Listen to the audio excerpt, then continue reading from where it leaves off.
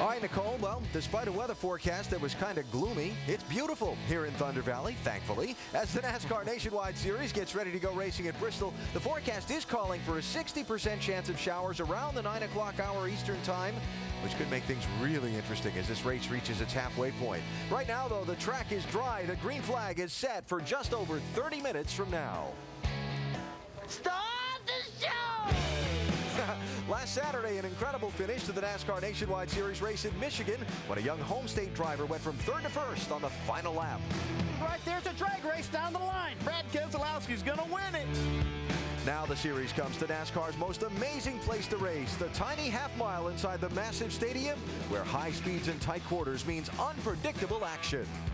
Whoa, really loose. Holy cow. Brad Keselowski won this race a year ago, but it won't be easy to repeat. The speed, the sparks, and the spectacle that is NASCAR racing at Bristol next. T-minus 10, 9, 6, 5, 4, 3, 2, ignition.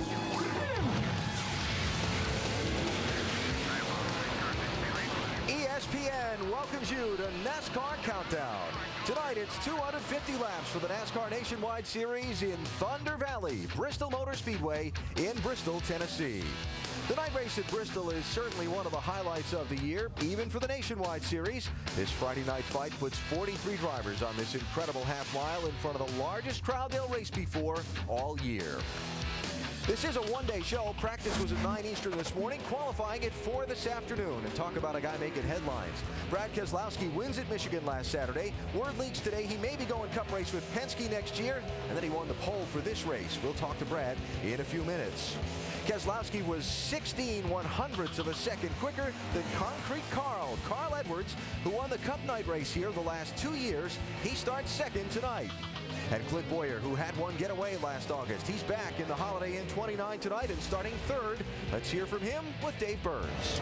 In the last 3 nationwide races at this track, Alan, he's led 246 laps, 1 victory to show for that. How about another one tonight, Clint? I hope so. You know, Holiday Inn Chevrolet is pretty good.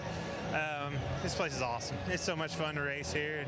We're starting up front, got a good pit stall, so, you know, we're just going to give it our best and have fun with this. You know, the Nationwide Series is so much fun. It's very competitive, but it's a lot of fun to compete here. And like I said, this is one of the best tracks in the land, so hopefully we can have a good run. He starts third, Jamie.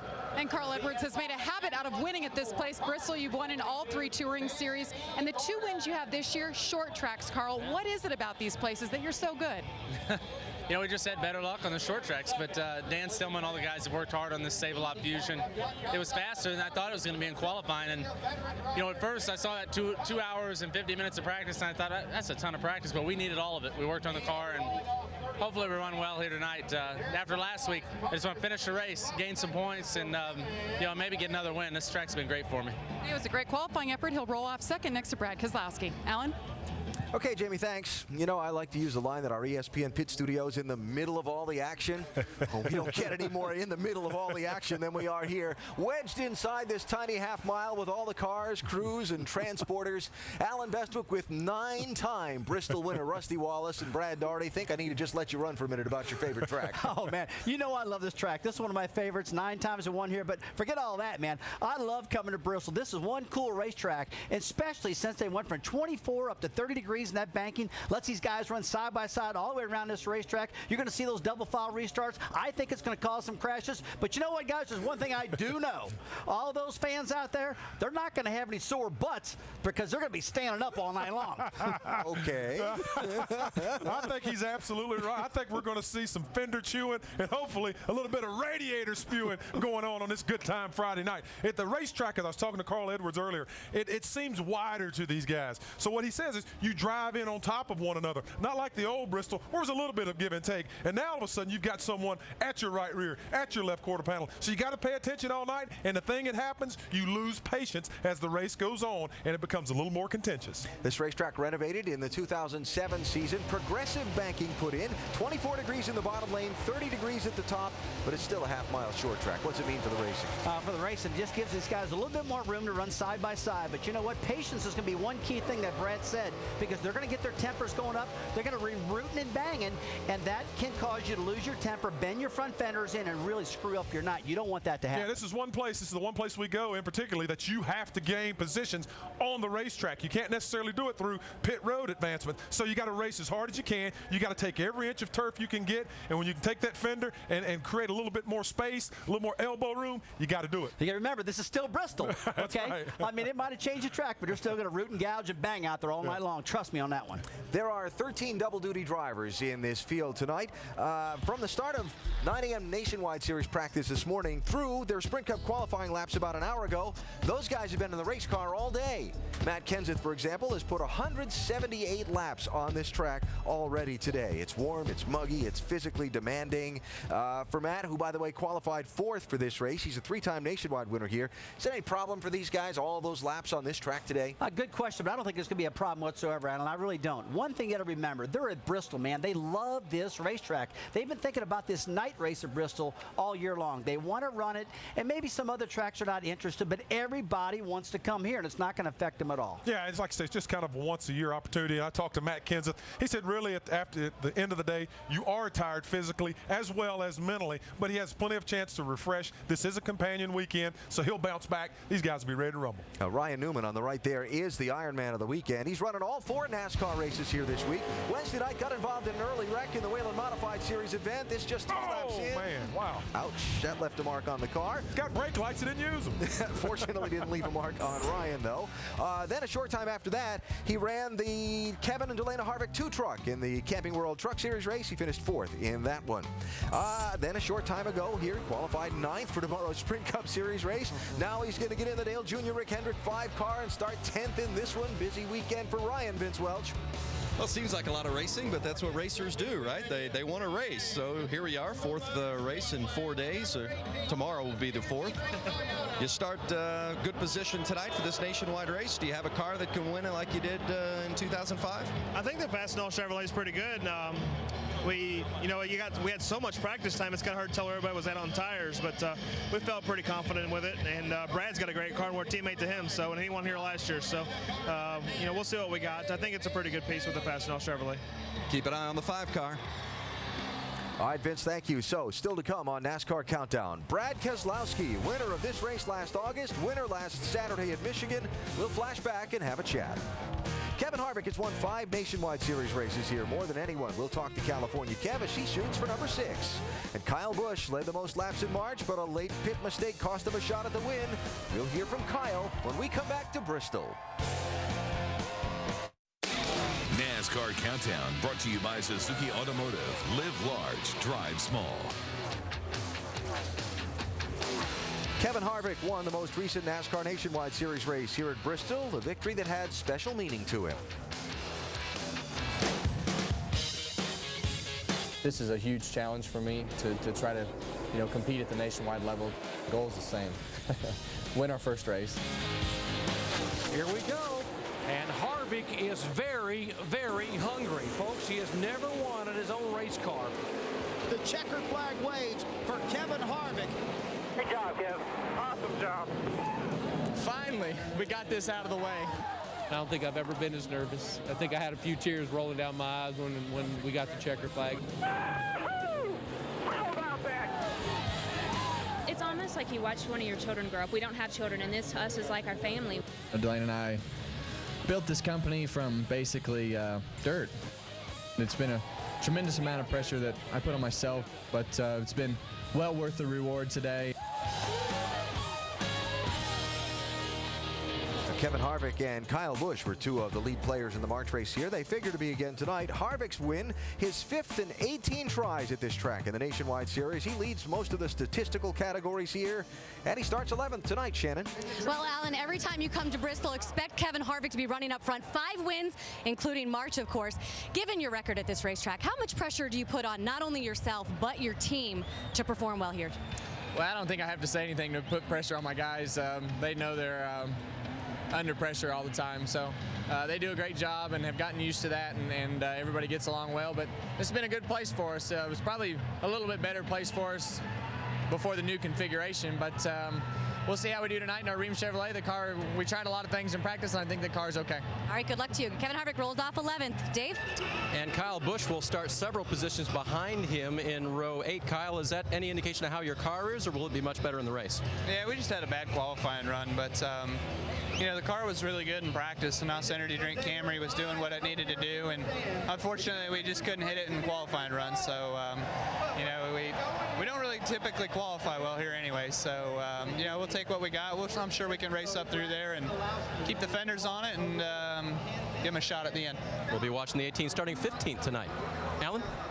Okay, David, thank you. Rusty Brad, agree or disagree, and why? A driver has to keep his cool in this race. Oh, I totally agree with you 100%, Alan. You're dead right. And this particular track, you really got to exercise that. I'm telling you, your temper starts flaring at this racetrack, you can get yourself in a wreck and nothing flap. And I know this is short track, but aerodynamics is still important. You can't bend those front fenders up. If you do that, the car's going to quit handling. It's going to get you in trouble. You don't want that to happen here. It's impossible to stay patient here. I'm going to tell you what. You've got the veteran guys who want the younger, inexperienced, even not the guys in not as good equipment to get out of the way so they can go on. But you got to remember, all of these guys grew up racing on tracks this size or smaller. So everyone here tonight feels like they got a stake in the game, even if they're not experienced. So it gets racy, and then the tempers start getting out of control. It's a problem. Then you bend your fenders. If not just the fenders. Another key point, thinking back off Kyle Busch in the March race here, the pit crew has got to be flawless. Pit crew has to be flawless. I mean, you could go throughout this race. You could possibly do it on one stop, maybe two, as we saw Kyle Busch last year. He comes in, there's 46 laps left, he makes his pit stop, they have a screw up on pit road, it cost him a race opportunity. You only get, like I say, possibly 2 stops. If you mess one of those up, you're done. That put Kyle back to 16th there. He only got back to 6th. He was the leader. Something else to deal with here. You don't have to deal with it any other racetrack. Different ways of pitting under green and caution. You really got to pay attention getting into pit road under caution or on the green flag. If you come in under caution, you're going to come in off of turn 2. You're going to come down pit road, go all the way around the racetrack, and exit back up onto turn 1. If you come in under green flag circumstances, you have to exit or you have to enter on the same side as your pit. And as you can see, they pit on both sides of the racetrack. It gets really confusing, Rusty. Brad, I got to tell you, as a driver, you really need some help with that because, folks, just like Brad said, on a caution flag, you got to come down one pit road. Yeah. And if you're pitting on the other side during the green, you come down that side. You got to have a crew chief helping you because I watched drivers screw that one up before. Maybe even I did that. I wouldn't admit that here. Brad Keselowski is the defending winner of this race, and we'll start on the pole for this one tonight. He's also the most recent winner in the NASCAR Nationwide Series after a thrilling third-to-first last lap move 6 days ago in Michigan. On a picture-perfect summer day, we bring you the Carfax 250 from the Michigan International Speedway in Brooklyn, Michigan. Hey, cars on. Ready, green, green, green. Save it. I think that's it for the day, guys. He's out of the race. He'll finish 40th today. Back and forth and back and forth. These two leaders get together. Keselowski could take advantage of it. Here it comes. Keselowski's going to get the momentum off 4, guys. And Brad Keselowski's going to win it. How about that, GoDaddy? That's how you do it. Oh, yeah. Brian Victor's trying to win the race. He didn't do anything wrong. He hung up my right rear quarter panel. I'm sure I'm complaining and I'm whining and I'm a crybaby, but that's uncalled for. I mean, it's just stupid. I am so sorry. I forgot it was the Kyle Busch show. Hell, I thought we were racing for a win. That was one happy young man right there. Oh, my God, I won at home. I don't know what you guys saw, but it looked like one heck of a show. Thrilling win for Brad last Saturday. Thrilling win for Brad here last August at Bristol when Clint Boyer in the 2 slipped while leading with 24 to go. Keselowski in the 88 went by and went to victory lane. He started 37th in that one. He starts on the pole tonight, Jamie. Man, he has been in the right place at the right time. A lot of momentum, and that has a lot of people talking about you. Rumor has it, Brad, we just were talking about on NASCAR now, you've signed an agreement with Roger Penske to drive the 12 next year in Cup. What can you tell us? Well, I mean, I've talked to a lot of people, and certainly I'm not going to deny that I've talked to Mr. Penske, but, you know, everything is still up in the air, really, and we got a lot to come and figure out on a lot of different angles. You know, I'm still working on all this stuff. I feel good about where I'm at. I don't have anything to announce, and I'm focused on racing today with the 88 Nationwide car with Degree, and man, this is a fast race car. So I'm just trying not to think about any of the contract stuff with any of the teams and focus just on winning tonight, because I think we can do it. You said that nothing to announce, so you don't have a deal? Well, I don't know. I don't have anything to announce, but I do have a great race car. I can promise you that, and I feel like I can run up front and hopefully close up some points on Kyle and maybe get up to Carl there and take over second in points. This junior motorsports team is really focused on that, and no matter what happens, we're going to go hard and go for wins. So you feel like this car is going to be as good as it was here 1 year ago? Yeah, I think it's at least equal to it. So we've got very far with this tire. This tire has thrown a lot of tricks at us on how it's driving. So something about it, I've really responded to it, and I feel good about racing here tonight with it. Responded well is an understatement. He was fastest in practice and fastest, of course, in qualifying. On the pole here for the first time, Alan. Okay, Jamie, thanks. A combination of Brad's Michigan win, Carl Edwards' lap 3 crash, and Kyle Busch's third-place finish leaves Kyle with a massive 339-point lead in the championship over second place. And Brad talking about trying to catch Carl Edwards. He's only 50 points behind him now in that race. And you see the way the rest of the top 10 run, including 3 rookies in that field. So it appears maybe Brad is headed for a Sprint Cup Series ride with the Penske team, and not waiting for a possible Hendrick ride in the Cup Series. I know we talked about this on NASCAR Now, but for folks that are just tuning in, your reaction to that possible move? I'm pretty surprised about it. I really am, because everybody's put Brad Keselowski with Hendrick Motorsports for so long, driving for Dale Jr. and all that, in a Chevrolet. To pop up and be talking to Roger Penske in a Dodge was like, wow, where'd that come from? But he's a pretty good talent, and everybody's trying to sign him right now. Good day to beat Brad Keselowski, I'll tell you he's that. also a very good dancer. He was doing the jitterbug and the electric slide and everything else, trying to avoid Jamie's question there. But yeah, I talked to Brad last week, and I think the one thing we got to realize about this young man is he's ready to move on. He wants to maximize his potential. And I firmly believe that he and Rick Hendrick had a conversation about where he fits in this organization, and it probably would be a little longer wait. Is Jeff Gordon out of that car next year? Probably not. Nothing's going to happen. So Brad wants his opportunity now, and his star is high in the sky. I say go get him, Brad. All right, now let's focus on tonight's race. Does his potentially leaving this team make him a lame duck in any kind of way? Does it affect their race tonight or the rest of this season with this 88 car? No, I don't think he's going to lame duck at all. The guy's too strong. He's too good a driver. He's got a great team behind him supporting him. So I think he's going to drive hard like nothing's happening. And when he gets out of the car, he'll think about that stuff, but not while he's driving. This is unlike any other sport. It's all about the racers. And everyone in this garage area is a racer. People want to go out, do their jobs, and get after it and try to do the best they possibly can. He is not a lame duck. Now, something Brad and every other driver in the field will have to do tonight if they're going to be around to see the finish will be keep the grill opening on the car intact. And as Tim Brewer in the Craftsman Tech Garage shows us, that's a particular problem with these Nationwide Series machines here. Tim?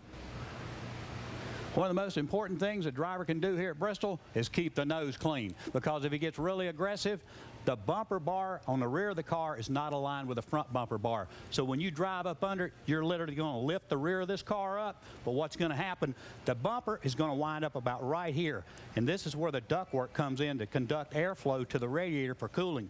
But once you push this down, it's going to close off the airflow to the front of the grill, and it's going to close up the opening of the grill, putting air to the radiator. And you can't finish a race anywhere, especially at Bristol, without cooling that engine.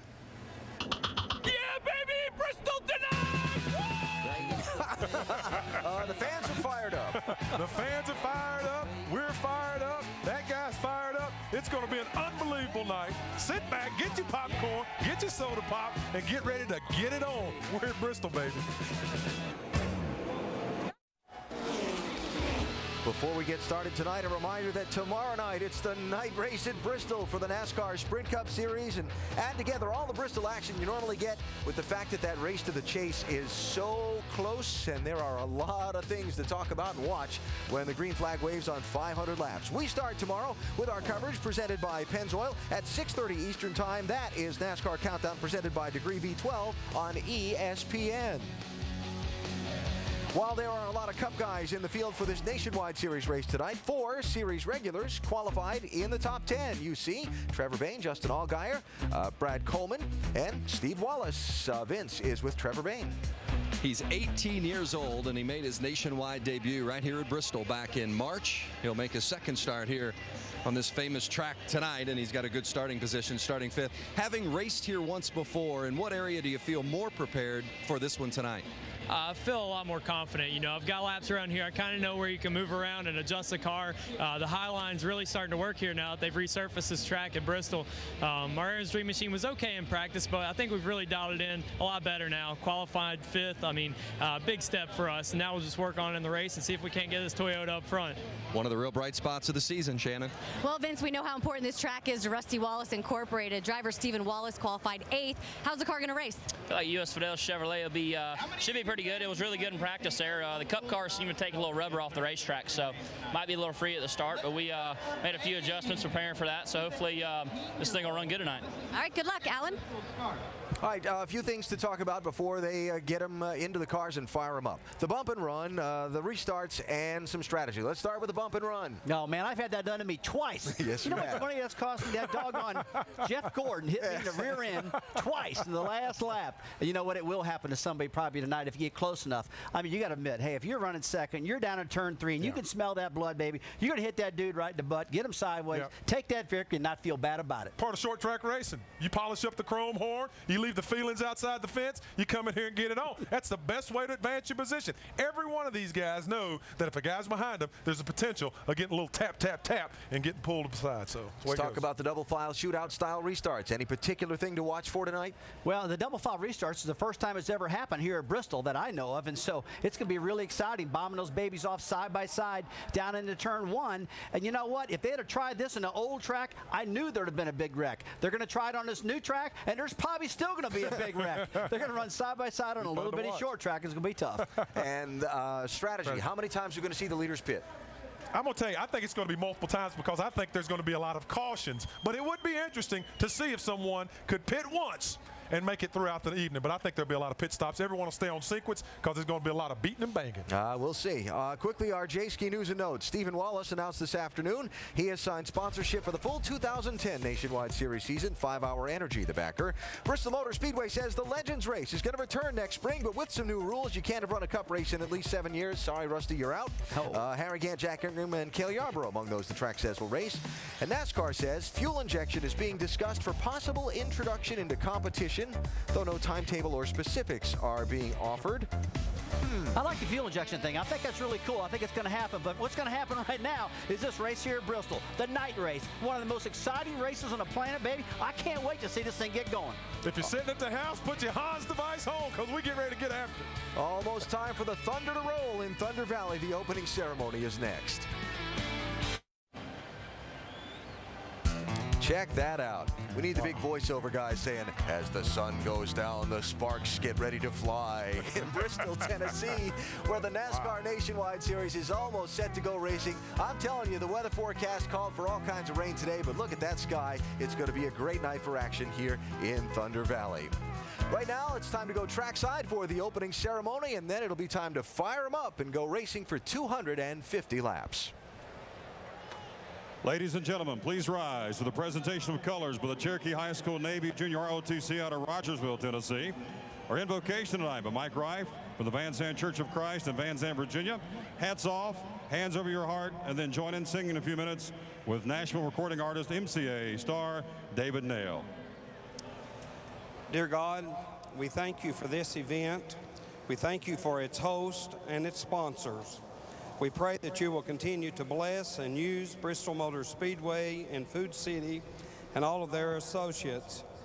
We pray for protection of tonight's participants and a special protection for our armed forces throughout the world, and a special thank you for the weather this evening. In Jesus' name, amen.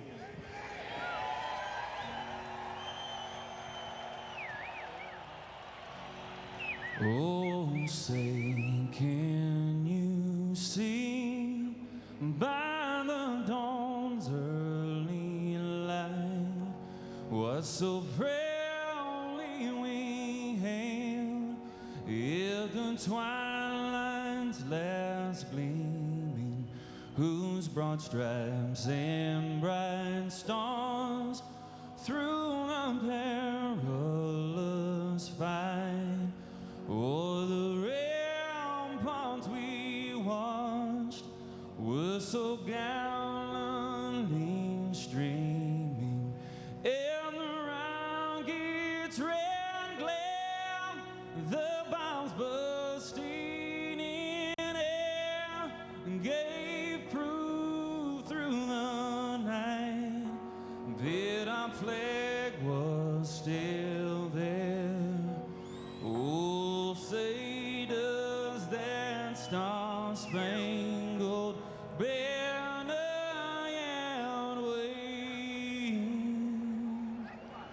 Oh, the land of the free, in the home of the brave.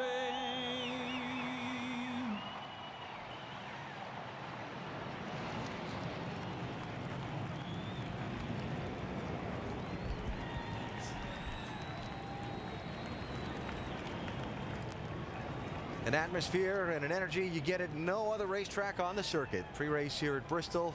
Now time for the drivers to climb aboard. We've got beautiful weather. We've got a great field of cars. We've got a huge crowd. And we're about to see the green flag fly at Bristol. NASCAR Nationwide Series at Bristol Motor Speedway is brought to you by Prescription Flomax, Dickies, Wear with Purpose, and Nationwide Insurance, official auto insurance partner of NASCAR. We're going to go out and earn one tonight. We're going to kick some butt, all right? Earn it on 3. 1, 2, 3. Earn it! Break on win. 1, 2, 3. Win!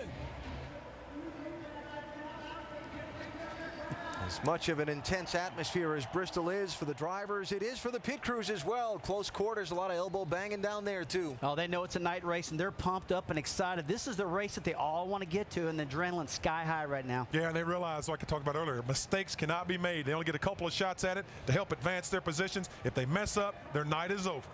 So while the drivers finish buckling in, time for us to unbuckle our 3 boys in the booth and we'll turn them loose on this race. Dr. Jerry Punch with Dale Jarrett and Andy Petrie. Gentlemen, it's all yours. Thank you very much, Alan. Hello, everyone. Glad to have you with us tonight here on a beautiful night in Bristol, Tennessee. You know, there's an old adage in racing that says that in order to finish first you must finish. So, guys, simply put, what are the keys to surviving the night here in Bristol? Well, it'd be nice if you can go with the front fenders on it most of the night. You know, it's very easy to run into other cars, move them out of your way, but that's going to probably eliminate some of the opportunities that you have to try to win. So you have to be somewhat patient, but this is only 250 laps. You're going to probably hit pit road one time, so you really have to get after it. Just use your head all night. Yeah, but if you can't get after it, if you don't have anything to work with, and you just got to take care of that car, you've got to give the other guys a little more room, and you got to be a little more patient in this type of race. Even though it is a short race, you still have to have something to work with at the end of the race. We talk about short tracks and short tempers, particularly at this place. Guys, how difficult is it to control your emotions at Bristol? It is hard. I mean, it's even hard for the crews down there. They get caught up in this racing too, and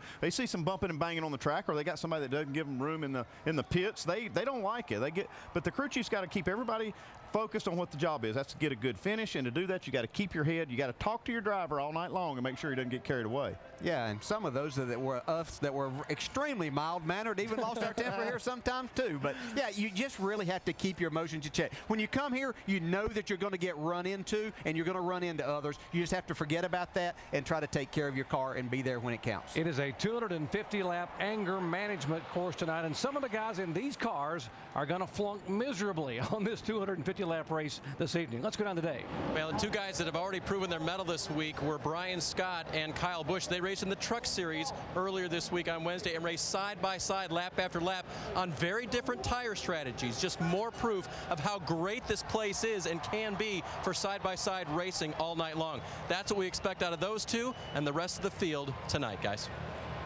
They were calling for showers, but the sun is out. The sun is setting here, and we are expecting a great race at Bristol Motor Speedway tonight. 43 drivers, 13 of which are doing double duty tonight and tomorrow night in the NASCAR Sprint Cup Series event.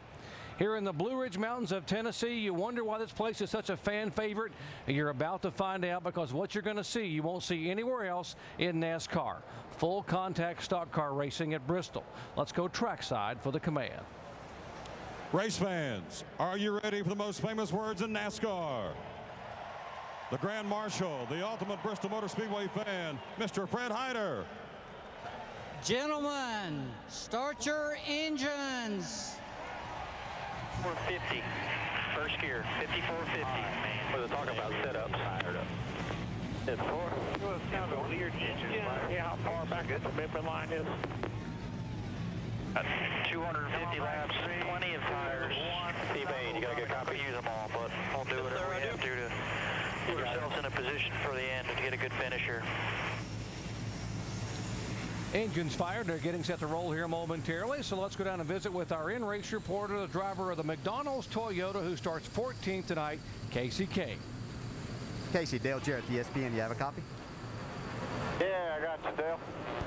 Hey, Casey, since they reconfigured this racetrack and went to the banking with 24 degrees on the bottom and all the way to 30 at the top, looks like the racing's changed some. Have you seen that, and what do you expect with these cars tonight and your favorite places to pass? Yeah, I have seen that. You know, the old track, it seemed like it was a lot of bumping and banging to get by people. You give them a little nudge and move them over. And this one, you can go high and go low and wherever it looked like you get in the truck race. So it should be interesting. You know, you can kind of block somebody down on the bottom, hold it down, and keep your momentum on the top too. So that'll be something you'll see a lot of tonight. But it's a great track. It's awesome to see these people here, and hopefully we have a good show tonight in this McDonald's car. All right, you kind of led me to our ESPN mailbag question, which comes from Bob in Durham, North Carolina. You were talking about bumping. Bob would like to know what determines whether or not you decide to bump a driver out of your way. Well, if you feel you're a lot faster and they hold you up longer than you want to be held up, then you nudge them and you go on. And, you know, other than that, I don't know. Hopefully, I always try just to pass. You know, you just want to have the speed and drive by them and go on to the next car. But I don't know, if you get held up too long, we usually just give them a little nudge. All right, hopefully you won't have to do much of that. Casey, thanks for talking with us. Good luck tonight. Now Andy's going to talk to your crew chief, Stuart Cooper. All right, thank you. Hey, Stuart, Andy Petrie in the booth. You got us? Andy, I got you. Hey, Stuart, it's kind of a short race tonight. Tell me, do you think track position is going to be more important than tires when it comes down to the end of this? For sure, I definitely think that. I mean, it's going to be a totally different deal tonight here at Bristol with double file restarts, and you know, we can go a long way on fuel here always, and the tires doesn't seem to give up, you know. So, I mean, we ran our fastest lap today in a McDonald's Camry on lap 80, so, you know, and our car, our balance was off at first, so, you know, just got to see where our car's at here tonight. Hopefully we have a good showing. You know, I definitely think somebody will try to do it on one stop for sure, and you know, if our car is good, we may try to gamble and do that. Okay, Stuart, good luck tonight, and keep Casey out of trouble. We will stay in the 10 pits. The pits for Casey Kahne, our over-the-wall camera guy. The front tire changer, Bobby Burrell, who's a mechanical engineer from Syracuse University. He is from Hot Springs, Virginia. He'll be changing the front tire tonight there for the 10 car. Our starting grid, Brad Keselowski on the pole, picking up his third pole of 2009. And what a year it has been for Brad Keselowski here after winning this race a year ago from way back in 37th position. Let's update some stories in the pits. First, here is Shannon Spake. Doc, when they say Bristol is one of the best places to watch a race live, they mean it. For the thousands of fans who sit close to the track, they're inches away from all the action. They're so close, in fact, some drivers say they can hear the fans over the sound of their motors, and this place is loud. The drivers can also see the fans out of the front of their windshield. Justin Allgaier told me today in practice he almost spun out, and when he did, he looked up and he saw some fans pointing and gasping at his car. It's a really cool perspective for fans, but for some drivers, the constant sea of people can be a little overwhelming. Jamie? Well, Shannon, one thing that fans and drivers look forward to here at Bristol is this severe banking. It's progressive banking, 26 to 30 degrees. So what exactly does that mean for racing tonight? Well, that means more gas pedal, less brake, faster speeds, and more side-by-side action. There are 2 grooves on this racetrack, but it's not a rarity to see 3 wide going through the corners. The drivers will have their work cut out for them. How about the cleanup crews, the crews, Vince? That's right, performances will also be at a premium for the guys over the wall, the pit crews. Some of these teams will make this in 2, and there might even be some teams out there that get brave and try to make this race in 1 stop. That means the crew chiefs have to have the car pretty close from the get-go because there's not a lot of opportunity to work on it. And when you do come for service, the over-the-wall guys have got to be fast and error-free. Track position, key here at Bristol tonight. Gaining a couple spots on pit road could win you this race. Dave? Vince, think fast. This is high-ranked Bristol. There's at least 2, maybe 3 lanes of racing on that banking. Think fast. This is the pit road where you have to get on quick, and like you said, you only be here once or twice. And think fast. This is the double file restart debut at Bristol. Bristol for the Nationwide Series. It could be a lot of fun. Doc, think fast. Here they come. Here they come, Dave. We'll think fast. We're going to show you inside these cars. We'll be able to take you inside all the pushing and shoving and bumping. We got onboard cameras in 8 different cars. We'll be in there with Kasey Kahne, you saw a moment ago. Rookie of the Year, leading contender, Justin Allgaier, Kyle Busch, who dominated in the spring, Kevin Harvick, the 5-time winner, Carl Edwards, the pole sitter, and how about the 18-year-old Trevor Bayne will be in his car number 99. He starts back in 5th position. So we'll be inside all the action with onboard cameras. Tonight's race, 250 laps on a very, very tough half-mile racetrack. Pit road speed is 30 miles an hour. That is very slow. And Andy, look at that pit window. You can go over halfway. Yeah, that's where you can see they could actually do it on one stop on fuel. And if the tires hold up, then track position becomes a real premium and hard to get. A lot of guys may go for just one stop. The 47 car, Coleman Presley, and the 05 Casey Atwood have elected to go to the rear of the field here at the beginning of the race. Folks, welcome to Thunder Valley, Bristol, Tennessee. They call this place the Coliseum of Collision. Fans on their feet, break out the hammers and the saws because we're going to turn them loose at Bristol.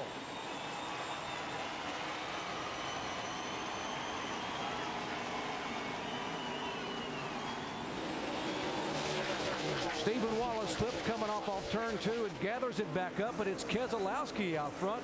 And very quickly, Carl Edwards goes after him out of turn 4.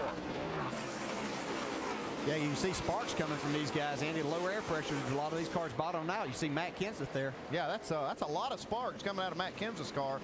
He's waiting for those pressures to come up before he can really get aggressive with the car. Going on the outside of Bowyer. That's Kenseth in the 16, Bowyer in the 29. Behind him, the rookie Allgaier.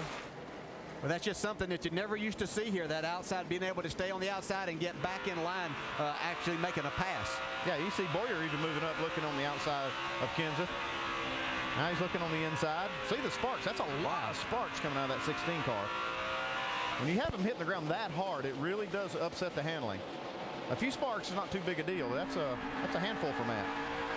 That makes you wonder if they have something off a little bit there with some adjustment they made after qualifying. Kenseth losing a couple of spots and in danger of losing a 3rd position. Kevin Harvick in the 33 car, the 5-time winner, 1 year back in the spring. Behind him, you see Kasey Kahne as these guys are battling for position. Trouble, Matt Kenseth. Yeah, Matt, he had a handful of that car. Everybody seems to be getting around okay. Yeah, I really think they had a problem there. I don't know if he had a tire going down. No damage, any tires. That car was just hitting awful hard. Tires on it. That's what I say. You don't worry about. Ground, he gets a round to the left front or something. It's in the ground so hard. I went off in there and slammed the ground about 4 times. Just spun out. Yeah, it makes you think there's definitely something wrong with the adjustments or something on the car there. We can see what happened to Matt over there as he was trying to hang on. Now going down into turn 1. See, this is lower than he'd been trying to go, and you can see what he's talking about. The car hit there. Whenever it did, it just lifts the car off the ground. Woo, man, that's a couple of close calls there. Now let's see what Trevor Bayne saw watching the Kenseth car go into 1. See, when that car bottoms out, you just lose control. Get all the way down, you're clear. Even though we didn't see the sparks there. Caution's out. Oh, Kasey Kahne just snuck by. Let's ride along with Kasey and see just how close this was.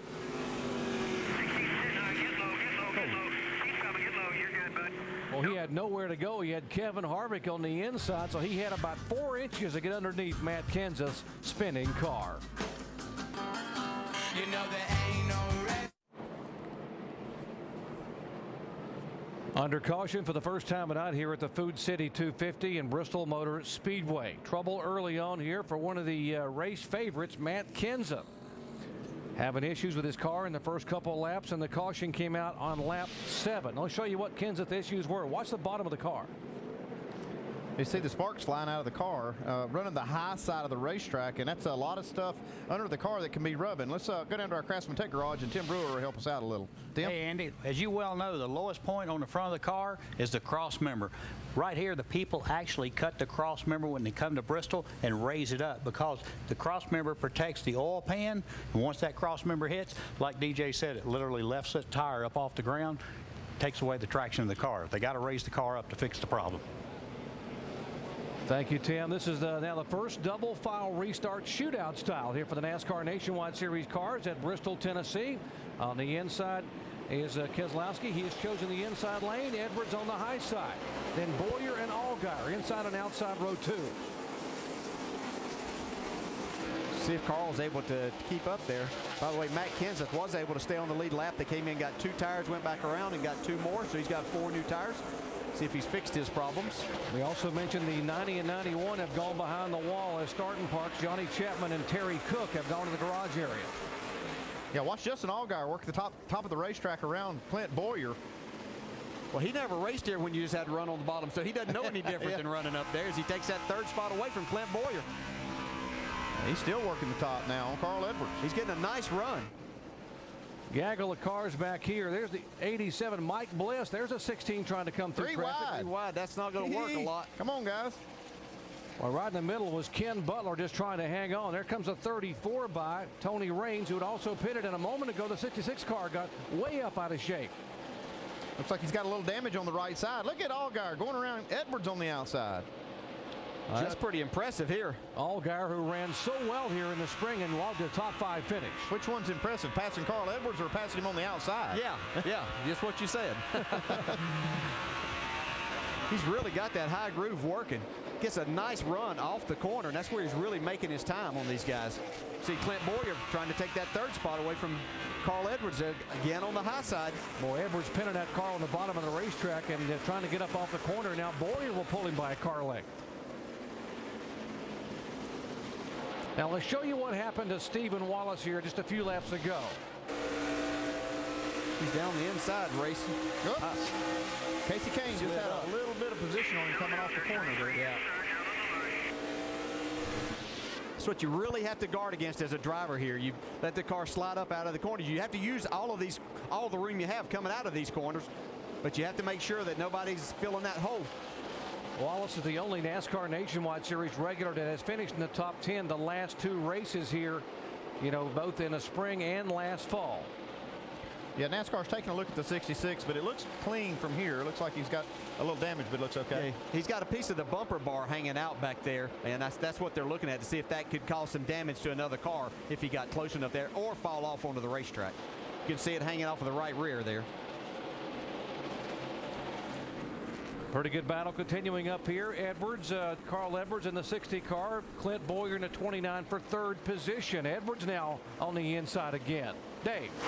Clint Boyer's crew chief Doug Randolph told me that they were free to start in practice today, but they semi-found it. Looks like they found it on the outside line right now. They were looking for comfort for Clint without making it too tight, and they believe they were good to start the race. He holds him off for now. Clint Boyer very comfortable up there in that middle to outside lane, and Carl been trying to keep that car on the inside as much as he can. Vince. Crew Chief Dan Stillman says these new right side tires seem to make the car a little freer on entry, and that's exactly what Carl says. A little free on entry and a little free off exit, somewhat tight in the middle. Not too bad, but the car's reacting fairly similarly than what they expected. And running up front, that's always a spot Carl Edwards likes.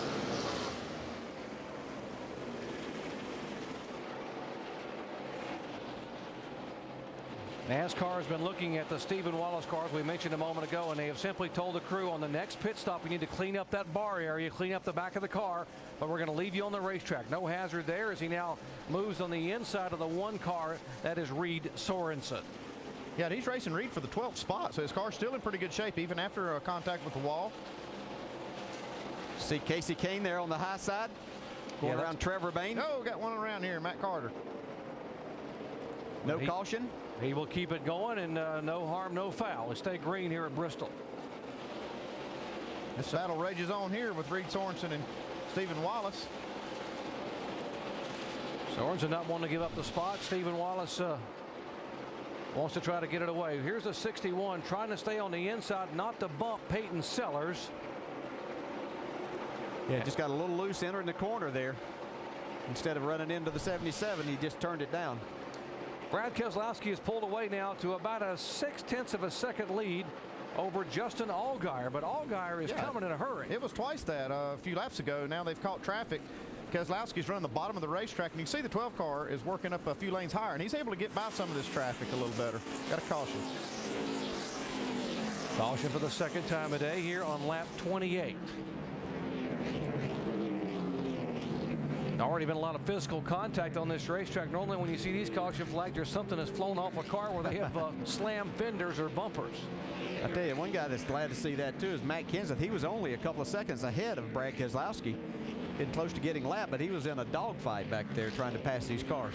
This is going to be interesting right here, restart, because you've got the 88 car running the bottom and running it well, and Justin Allgaier running the top and running it well. So this should be a good matchup. Look at the damage on the front of some of these cars where they've already just 30 laps. Looks like someone's taken a sledgehammer to the front grille areas. We are at Bristol. See here, you can see a little contact here and then up into the wall. Oh, Mike Bliss gets in the chase a little bit there. And he gets a piece of the wall.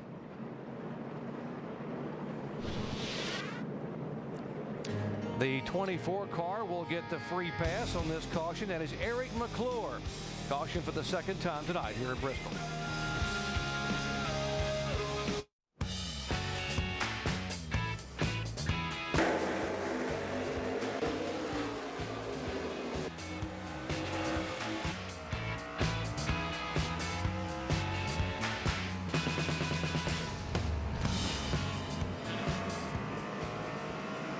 Plenty of action early here at Bristol as we work the second caution. That is a radiator for Kasey Kahne's car being brought out. The 10 car now behind the wall. Remember we talked about on Countdown with Tim Brewer from the Craftsman Tech Garage, you got to keep that grill open and clear. Didn't happen. No, it didn't happen now. It looks like when he got in the back of Stephen Wallace, the bumper on Stephen's car went right through his radiator. You see the bumper stick behind the 66. It kind of speared the radiator, poked a big hole in it. Now he's got to change radiators to get back in the race. Just like a can opener when it went across the front of that race car, just tore that radiator right open. So Bobby Burrell, the front tire changer, in there to help hook up the cooler and say, no, that's not going to work. Let's take this behind the wall. It's a hot time down on pit road at Bristol. And you go down so many laps so quickly here whenever you do have a problem, Alan. Vince? With Kasey Kahne and Kasey, was contact with the 66, is that what did the damage to the radiator? Yeah, that was it. We had a good McDonald's car here, and we were moving up quick. That was pretty cool. I was happy. 18 was still in my mirror, which is a good sign when you're racing in this series.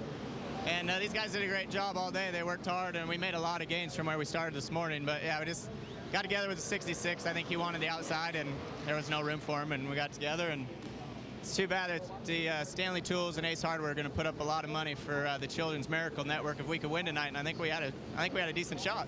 Kasey Kahne disappointed to be out of the car, Doc. Tough night for Kahne thus far. Good night for Brad Keselowski, though. He has led all 34 laps thus far. It is Allgaier, Boyer, Edwards, and the guy he was just mentioning a moment ago, Kyle Busch, from 15th all the way up now to 5th position. Coming down, double file restart. The rookie Allgaier on the outside, and the former champions right behind him, Boyer and Edwards. Allgaier with a nice run off of turn 2. I believe Allgaier's going to have the advantage here. He's been working that top groove real well. And you can see right there. Keselowski got loose right there. He's going to lead that lap. I think he's going to lead a few more. Keselowski's not giving up on that inside, though. He comes fighting back. Allgaier trying to hang on the outside and will lead that lap again. Dave. And guys, during the first caution, he radioed into his crew chief, Chad Walter. We are really, really good, Chad. Chad kind of said, well, settle down as they come into contact there, guys. Oh, big damage on Keselowski. And now Allgaier's in trouble. And contact with Brad Keselowski, and around goes Allgaier. Stop right there. Hang on. Wow. Yeah, that's a shame. That took out really two good cars, even though Keselowski's still leading. He's got a lot of damage. All right, bud, come on. Man, Allgaier he was doing everything right. Passing on the outside. Fastest car here. Battery out of the truck. See if we can get it pushed in here, get a battery put in it. That's a shame. Man, he's had a couple of times this year whenever he's had a really good car. And just unfortunate things happen to him. You can see it hasn't done Brad Keselowski's car any good either. And remember the speculation, that's where Keselowski is going, to Penske Racing. This is would be a teammate. You can see it just takes the left rear tire out of Allgaier. He has no control over the car at that point. And it wasn't like he turned down. He was right where I mean, he's doing everything all the way against right. the wall. Right along here, Justin Allgaier. Still there, bud. Nice and easy. Nice and easy. Clear, When you're down on that inside, your car just there's debris need on the all the backstretch. racetrack there. You have to really be careful. That throttle is adjustable, though. Throttle is adjustable. You're exactly right. Now from Keselowski looking up, and there's the contact. Man, couldn't Still all clear. put a more perfect hit on that tire. Keep digging there. Keep digging there. No caution yet. I thought this was going to be a good matchup because both cars were working their groove well. Man, look at the tire carcass.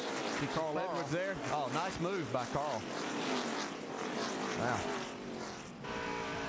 Right along. See how quick you have to make things happen, decisions that you have to make as a driver here. Over 100 miles an hour right here, and you turn left. Easy, easy, easy. Yellow, yellow. And then after Allgaier hits the wall, the battery comes out the back of the car. It's laying in the middle of the racetrack.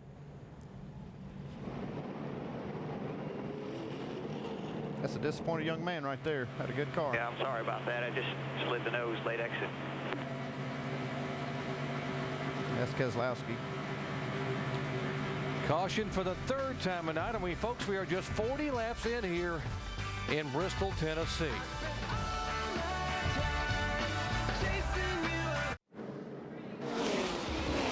We invite you to join us for 500 laps here at Thunder Valley tomorrow, 6:30 Eastern Time. NASCAR Sprint Cup Series presented by Pennzoil here at Thunder Valley, beginning with NASCAR Countdown. If you like what you've seen tonight, folks, we've got a lot more coming your way here on Saturday night. Under caution for the third time tonight here in the first 40 laps, and now the 88 car, our pole sitter and early leader, has got to come on the pit road and clean up this area that's been damaged in the front of his car. Yeah, that was going to be dangerous to other competitors, and probably was going to fall off eventually there and create another caution. Yeah, NASCAR said that he had to come in and get that mess cleaned up a little bit before he lost some parts. So this is something NASCAR is making them do. Let's go down to Jamie Little. Well, you're absolutely right. They were planning on staying out. They didn't think it was going to hurt the car, but NASCAR did tell them to come in. They need to fix that part sticking out in that right front headlight area. They're going to barabond it down. You see him sawing it off there. 4 tires while they're at it, and fuel. Tough break for the guy who thought they had the car to win, and everybody in this garage was saying the 88 was the car to beat. So there they are. They're waiting on that tape, that black barabond tape going down the front there, measuring, making sure everything's okay. You see the NASCAR official watching over the stop. More barabond tape there for Brad Keselowski. He took total blame, as you heard on the radio. He apologized, said it was his fault more than once, and they've got it taped up, guys. Number of cars coming out and off pit road, Jamie, as people taking advantage of this third caution flag here today. We mentioned that one driver's misfortune is someone else's fortune, and indeed the lucky dog goes to the 61 car. Matt Carter, he's our Aaron's Lucky Dog free pass winner. He will be able to go back around and get on the lead lap, and that will now give us 33 cars on the lead lap. We just joined our coverage. We had a caution on lap 6. Matt Kenseth spun, his car bottoming out in the turn. He is back on the lead lap, or was stayed on the lead lap, has now moved all the way up to 16th position. We had debris on lap 28, and we had this contact, the 88 car of Brad Keselowski and the 12 of Justin Allgaier. Dave. And Doc, they're going to fix this 12 car. Crew Chief Chad Walter and the guys going after it right now. Remember, they came into tonight 5th in the championship, but only 83 points ahead of 6th place Stephen Wallace. So imperative that they get this car repaired, try to get it back on the track and get as many points as possible. With this serious damage here, we also mentioned the battery came out of the back of the car. That's why they couldn't get the car cranked. The 66 car, which has already had his share of issues tonight by being hit from behind. Now watch Stephen Wallace as the battery comes down. Oh, wow, he went right over the middle. Yeah. I mean, he is destroying that battery. You see the pieces of the battery. Yeah, it's probably not doing his air damn any good either. There it comes. It came out. Yeah, that had to do some damage. Let's go to Tim Brewer down in our Craftsman Tech garage. Tim?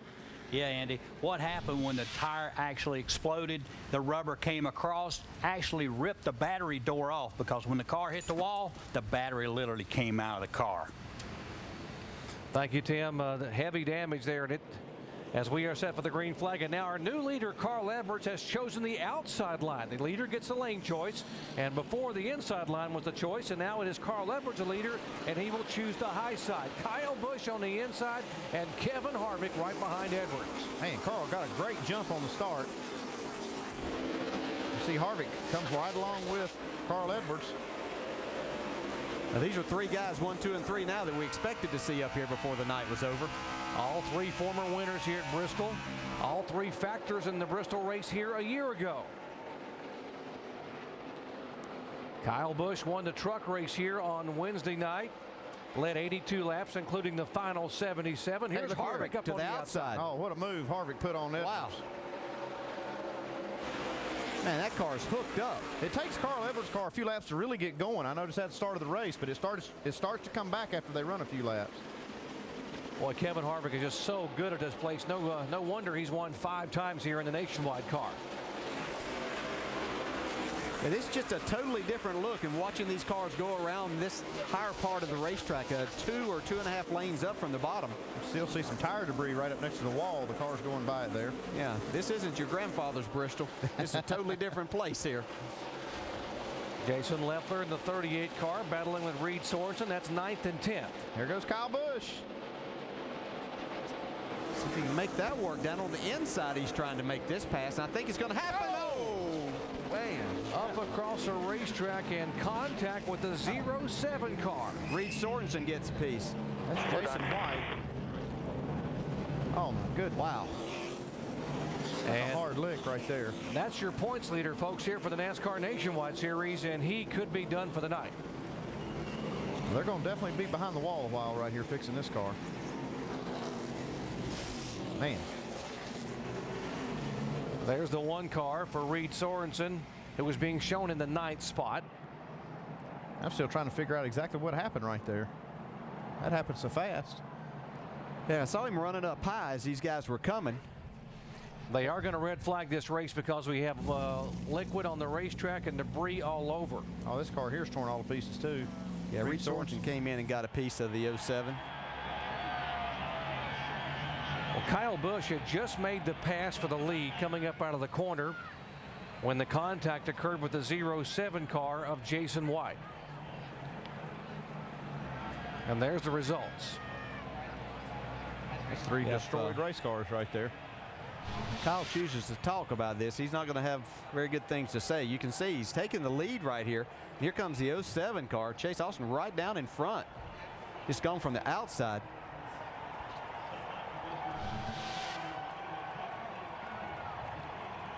So Kyle out of the car, obviously frustrated. Will head back to the trailer and try to gather his thoughts while his crew tries to get this car repaired and get the points leader back on the racetrack. Door, corner, still there, right on top. Riding along with Kyle right here as he's taking the lead from Kevin Harvick. Thinks things are all good. And the 07 comes right across in front of him. That's a hard lick Kyle Busch just took right there. See the 1 car there, Sorensen. Nice nose. He's up here, he's up. Come on low, come on low. Come on. Oh, that's the impact for Reed Sorensen now on the inside wall.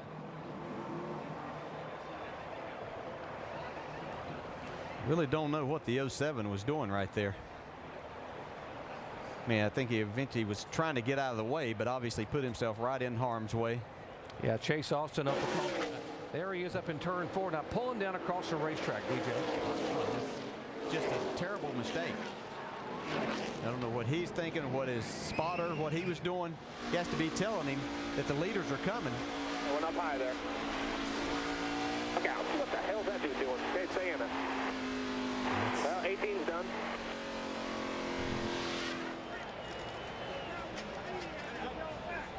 Kyle Busch had fought his way all the way from that 15th starting spot to take the lead right there. He dominated the race here in the spring, only to have an issue in the pits. He dominated the Sprint Cup race here last August, only to be passed late. And although Kyle did win the Cup race here in the spring, he has had his issues here on this racetrack. And there's Chase Austin's car, the 07 that triggered the incident coming out of turn 4. Let's go down to Jamie. Are you Reed Sorensen standing here watching what happened here, the aftermath of this accident? He was caught up in it. You were running, I believe, 8th at the time. Reed, what did you see? I don't know. I don't even know who was in that car there, but I actually came off the corner and haven't used much brake in this car. And as soon as I touched the brake, I was sideways and was going down the straightaway sideways and heading straight for the inside wall. So I was trying to hold on to it and caught that 07 car. I don't know who that is, but pretty ridiculous there what he did on to the 18 there. But these Mikasuki guys did good. I just thanks James Finch for letting me drive this car for a couple races, and it's fun. I enjoy running the Nationwide Series. Stuff like that happens here, so just hate it for these guys. I don't know if they'll get it back out there, but I'll try to get as many points as I can for them. Well, I'm glad you're okay. Are we going to see you back in this one car the rest of the season?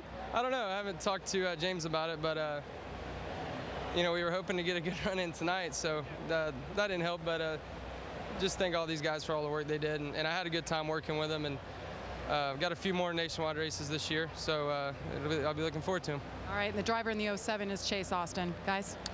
The good news, I guess, for Reed Sorensen, he will start 10th and tomorrow night in the NASCAR Sprint Cup race, driving Richard Petty's Dodge, the highest qualifying Dodge in the Cup race. The bad news is, well, he was going to have a top 10 finish until all this broke loose coming off turn 4, and the leader, Kyle Busch, heavily damaged and now behind the wall.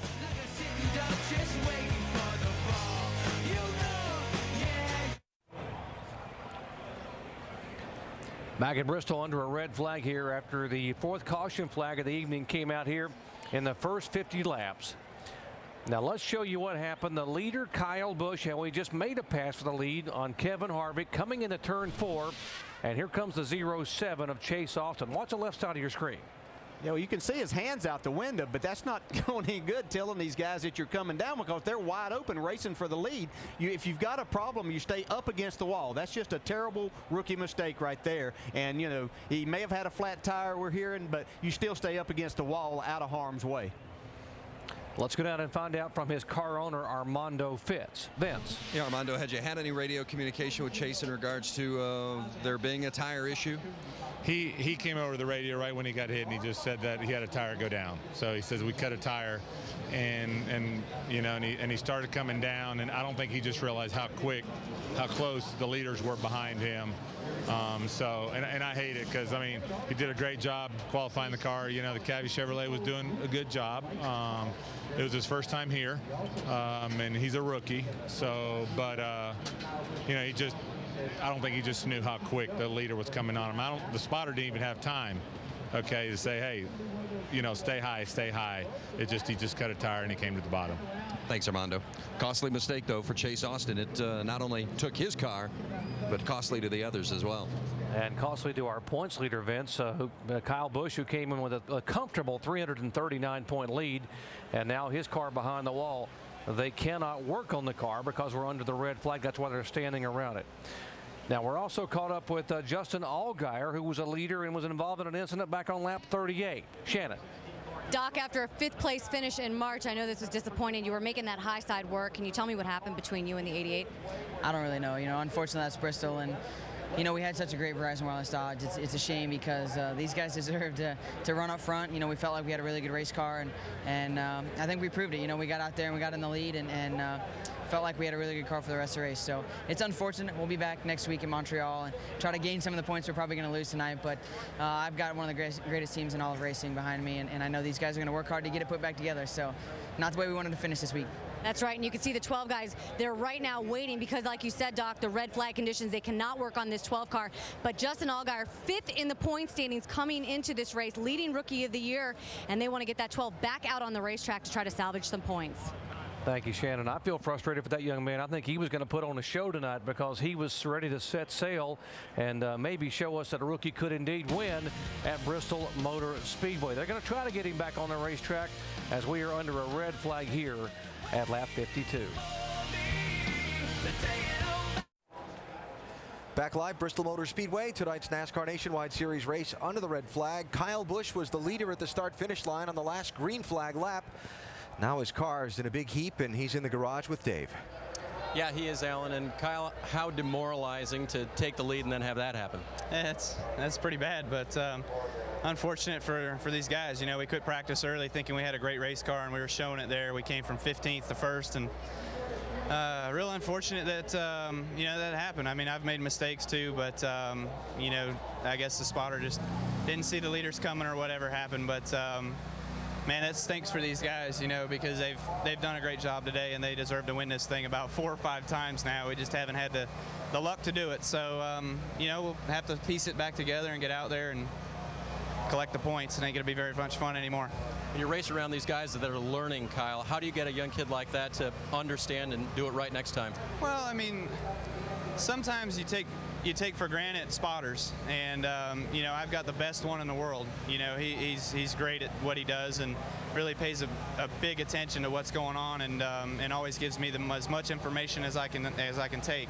And you know, Chase, I guess, didn't have the spotter tell him that the leaders were bearing down. You know, stay high. But you know, if he had a flat tire or whatever, you know, it's just it's a rookie thing. You know, you live and you learn. It's his first time here. It's whatever. But you know, it took out a great race car today. It hurt the one car's chances at winning this thing. You know, Reed was good too. So, you know, it stinks it's this early in the race that we're sitting here talking to you. Yeah, they were putting on a show, like you said, 15th to 1st in just these first 52 laps. Jamie? Is there any chance you can turn this into I'll take it with Chase Austin, and we're just hearing Kyle Busch's explanation for what happened. You were in the car, saw that your hand was out the window. Were you getting any word at all from your spotter that traffic was coming on your left? No, not really. I mean, he told me, but the tire blew, and I was on the radio telling him that the tire blew, and we were having problems anyway because I bumped the corner coming out of 2, and it blew coming out of 4, and the car just kind of started turning down the track, and I was trying to hurry up to get out of the way because I knew they were back there somewhere when I saw them in the mirror. And unfortunate for Kyle that, I mean, I got into him. I feel bad for that. I heard a lot of fans were happy about it. That's how I know who I got into. But I just want to thank Cavi for being on the card tonight. It's my little cousin's birthday, and I just want to say happy birthday to him. And hopefully we can come back at Atlanta and do a little better next time. Saw your hand outside the car. Was there any way that you could have kept the car up on the top side of the track? No, not really. The whole steering wheel just kind of jerked out of my hand. And when I did that, that's when I tried to put my hand out the window. Chase Austin. Doc? Well, he was trying to signal as they came across the racetrack, and as you said, normally, I guess, DJ, when the veterans meet with the young drivers, and NASCAR does it a lot, they have rookie meetings and have a veteran driver, champions like yourself, go talk to rookies. What do you tell them about things like this at Bristol? How do you teach them? Well, not only do you talk to them, but you know, every driver that comes here to race, it's your responsibility to kind of know where you're at and the circumstances and what you do in every situation that comes about. Obviously, there are going to be circumstances that are out of your control, just like Kyle Busch right there. But you try to know what you would do if certain things happen. And so things happen quickly here. You're running 15 seconds laps, and so things are going to happen quick. You have to, in your decision that you make, you can see right here, we're going around. Kyle Busch is taking the lead out of turn 2. He's racing Kevin Harvick down into turn 3. These guys are wide open in the gas right now getting off here. Kyle Busch is just taking the lead. He's happy. And then all of a sudden, there he's just in the middle of the racetrack, and a car catches him. I think it's just like Chase said, he didn't realize just how fast things happen at Bristol. I think that's what he's learned, is he looked in the mirror, he knew they were back there somewhere, but he didn't realize within a matter of just a few seconds they were going to be on top of him. Yeah, and then in his defense too, the next time, he obviously, unfortunately, is taking out some good race cars here, but he'll know the next time to try his level best to turn this thing back to the right and get it up against the wall, and then everybody has a better chance of getting by you. And there's Kyle's car. His worst finish of the year was 39th at Las Vegas. He had finished in the top 3, though, the last 11 consecutive races.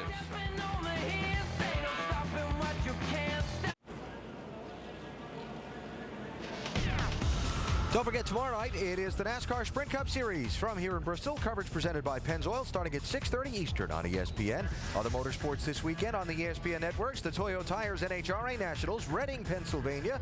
Qualifying tomorrow late night, 1 a.m. Eastern, ESPN2. The finals Sunday at 10 Eastern. NASCAR Now, tomorrow morning, pre-race edition for Bristol, 9 a.m. Eastern time. The post-race wrap-up is at midnight Eastern on ESPN2. And then next weekend, this NASCAR Nationwide Series goes north of the border. Bienvenue à Montreal. It's about once-a-year chance to practice my old French lessons from high school. Next Sunday, August 30th, 2 Eastern time on ESPN2. As you can see, the red flag has been lifted after 15 minutes and 45 seconds. Caution flag is out. Most of the leaders have stayed on the racetrack. Leading has not been a great place to be in this event. Let's take you back. Justin Allgaier and Brad Keselowski racing for the lead. Oh, yeah, that's just a mistake right there, no doubt about that. Takes Justin Allgaier out, tears the right front fender off Brad Keselowski's car. Yeah, you're right. You don't want to be in front at this point. Yeah, and you got Kyle Busch and Kevin Harvick racing for the lead. You're right, racing for the lead. Chase Austin makes a mistake. He has a blown tire, obviously, but does not keep that race car up the track. Gets into the leaders. Huge mistake. Takes out a couple of great race cars. What was that theme song we used last year in our chase for the Sprint Cup coverage? Last Man Standing? Last Man Standing. Maybe I ought to dig that out tonight. Kyle Busch, your championship leader, came in with a 339-point advantage over second place. Right now, his car behind the wall, while Carl Edwards, the second-place man in points, is running second. I hate to say it, but, you know, we've talked for a couple of weeks now that Carl was going to need perhaps some misfortune from Kyle to get back in this championship. There you go. Well, that's what he needed. He needed something big to happen because Kyle Busch has been so strong all year long. And right now, Carl's only 233 points out of the lead. So took a big chunk out of Kyle Busch's lead right now. That's what this race is all about, surviving the attrition. If you can be there at the end of the day, you make a huge jump in points on the field. All right, 1 to go. Before we go back upstairs to the booth and get the restart, Vince Welch, you just talked to some Goodyear folks about the tires on that 07 car? That's right. Spoke with a Goodyear official, said that a right front piece of suspension had actually gotten into that tire of the 07 on the right front. It had gone through the inner wall of that right front tire. That's what caused the tire malfunction. Not a tire malfunction, but the suspension rubbing on it. Doc? Thank you, Vince. And so here are the numbers, folks. There are 7 cars out. There are 4 off the track being repaired in the garage area. Sorensen, Kyle Busch, Allgaier, and Austin are in the garage trying to be repaired. At least they tell us that NASCAR said they're trying to be repaired. That leaves 32 cars on the track. 29 of those are in the lead lap. It is Harvick, Edwards, Ragan, Boyer, and Jason Keller. That's a top 5 as we are set for the restart here on lap 57 at Bristol. Hold on, folks. It's going to be interesting again up front. Double file restarts. Haven't even run 60 laps, and I feel like we've had a whole race of excitement so far. Kevin Harvick gets to jump on the outside. Side by side, Boyer and Ragan for 3rd position.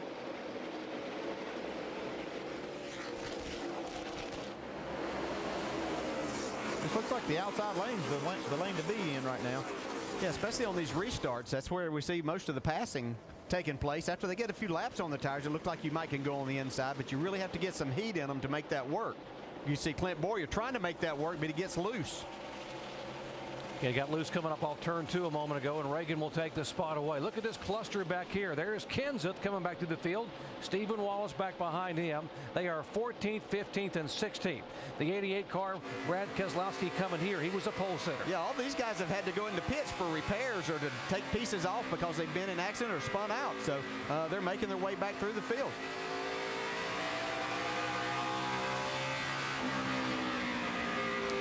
See Stephen Wallace really drive the car off into the corner so he could clear Brad Keselowski there. Oh, he gets into the wall. Well, that fender's already been damaged anyway, so he couldn't hurt anything up there. Didn't even slow him down. Well, maybe a little. You can see his car might be a little bit tight on the exit of the corner. Keselowski now trying to dive on the inside, and up in front of him, oh, we got a car in the wall here coming out of turn 4. We found a left front tire going into 3, Dave. And caution number 5. Not a good night for the Gibbs cars. You can drop down now. Drop down, come down Tail Road. Sound like they said they cut a left front tire. Yep. You can see it's off the wheel there. Going into turn 3. Got to think there's a ton of debris out on the racetrack still from a lot of these wrecks. I know they do a good job of cleaning it up, but there's a lot out there tonight. Brad hoping to get a good top 10, maybe top 5 finish tonight. See right there, just as he got down into the corner, car wouldn't turn. And blowing a left front tire at this track with all the banking is almost as bad as blowing a right front. You can see just how straight the car goes in the wall there, just no control. Yeah, you get on the brakes, but it doesn't do much good, and you carried all that speed off. These guys have to drive these cars really far down into these corners, carry speed through the center. Brad running a limited schedule, 8 races there here in 2009. Here comes Allgaier back on the track. New battery and a few repairs. Yeah, he really handled that situation nice when he was interviewed, and you know, it had to be very disappointing. He knew he had a car capable of winning the race, had taken the lead. Our Aaron's lucky dog is the 23 car, and it is Ken Butler, the Aaron's car. How about that? He's the first car lap down, and he will get back on the lead lap by virtue of the Aaron's lucky dog free pass. He's got the lucky dog on the hood. He does.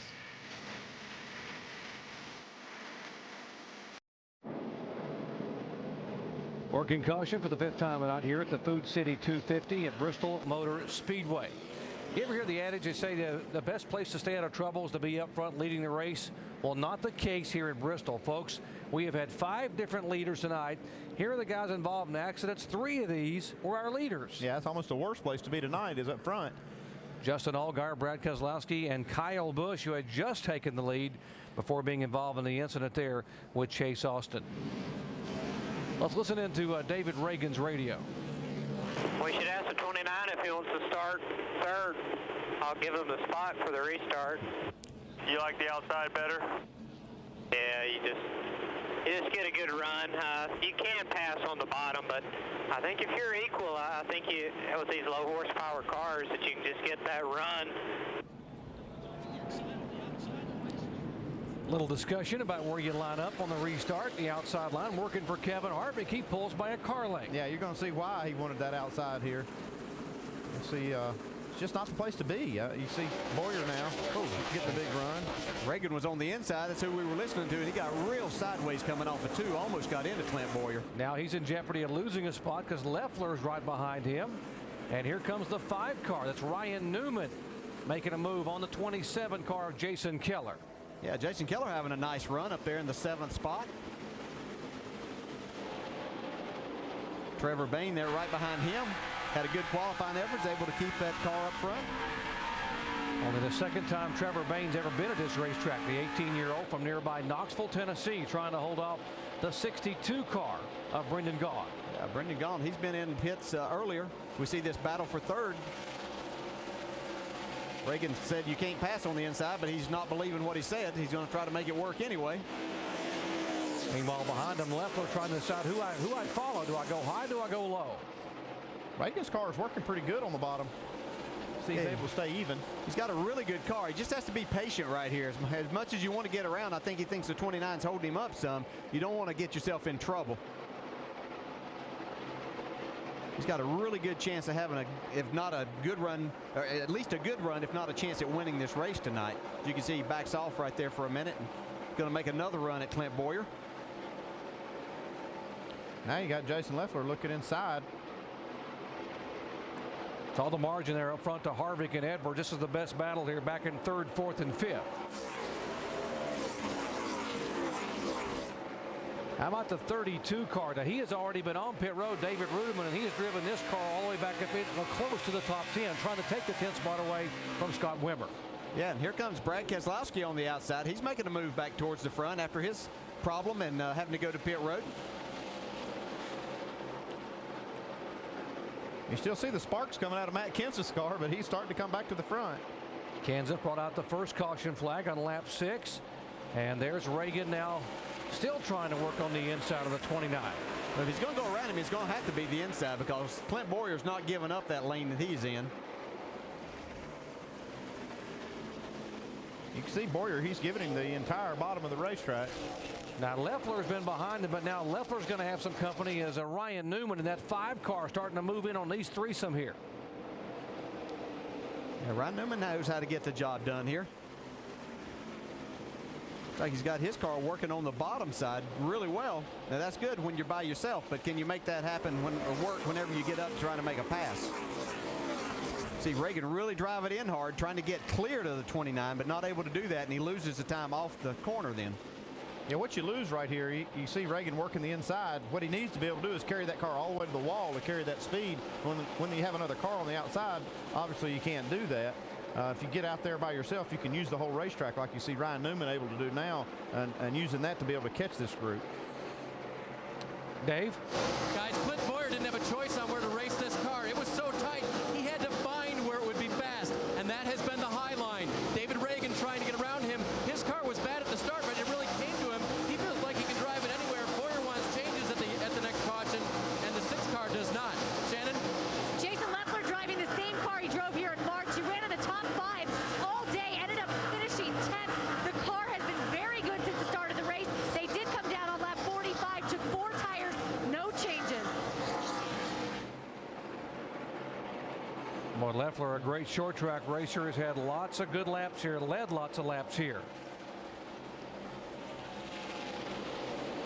0-1 car, Danny O'Quinn, a local driver, being shown in 16th position. Good battle. Stephen Wallace, O'Quinn, Menard, and that is 15th, 16th, and 17th. I think David Rudiman's having a little bit of problem with the handling here. He's made an extra pit stop. He's got a little fresher tires, but he still looks like he's kind of holding this group up a little. And I think Stephen Wallace there has a fast race car. It's just a matter of finding a way around him. Shannon? The car's been loose all weekend, guys. He qualified on owner points. Trent Owens said this is just a bad track for this team, and it has been loose since the start of the race. It was also overheating at the beginning of the race. It was about 2:45. They came down on lap 45, took some tape off the front of that grill and 2 tires for David Rudiman, but it's been a loose 32 car. O'Quinn does a nice job of getting around the outside. Oh, we got a little contact there with Menard and Stephen Wallace. Wallace checking up not to get into the back of the 32 and gets punted from behind by Menard. I think he actually got into the back of David Rudiman a little bit. So it looked like that Rudiman has some right rear, and I think he has left front damage. You can see some smoke on that left front tire there. Left front. Yeah, it just happens so quickly. You're trying to move up and make that pass, and if the car in front of you just checks up a little bit, you're into the back of him before you know it. Yeah, we saw Brad Coleman blow that left front tire getting the wall. I don't know how many laps Steven wants to run with that tire smoking like that. See, the brakes are really glowing red also. Ragan on the inside. Does he finally get by? Yes, he will. He will take the spot away, but, well, maybe. Yeah, I believe he's got him this time. Yeah, that's a really good race car. He kept working and working. You can see now that Jason Leffler also goes around Clint Boyer. This 88 car, Brad Keselowski, who was our pole sitter, if he just joined our coverage, he led 42 laps and involved in an incident and had to go on pit road for repairs. He and Justin Allgaier, and has now worked his way back through the pack and now working on Brendan Gaughan for 7th spot. Yeah, he's made a lot of ground. He had a fast car. He didn't really want to make a pit stop, but NASCAR made him come in and get that bumper cut off. So they got some tires, cut the bumper, and now he's able to move back up through the field. Still has to make one more stop. You see he's trying to make that bottom side work. Brendan Gaughan's running the preferred line right now. It looks like of most everyone, including the leader of the race. That's pretty much where he's running. So Keselowski's having to try to find another way around. Longest green flag stretch of the night. We've just joined our coverage. We had 5 caution flags in the first 63 laps. Now we have run over 25 laps under green. Jamie. And look at that, Doc, 3 wide as you see Brad Keselowski went to the inside. Andy, you were talking about how good this car is. They nicknamed it Money Maker because it's gone to victory lane 3 times, including here 1 year ago. He hasn't said anything on the radio since they repaired this car. He is hammering down, guys. He's looking to make some more money in victory lane tonight. Yeah, I was going to say, Jamie, I believe he's counting on another paycheck tonight for that car. Early on, it could have been named Haymaker because that took quite a lick at Justin Allgaier. This is the car, by the way, that Brad Keselowski won with at Iowa and at Dover. Yeah, I think that front end damage may hurt him a little bit, especially as he gets around traffic and things, though. He's just not getting the air there. It looks like he's having a hard time getting the car turned exactly the way that he wants. Moving in on lap 100, Kevin Harvick is a 5-time winner at Bristol Motor Speedway. Back in the spring, it was a landmark win for Kevin because it was the first time he had ever won in his own race car.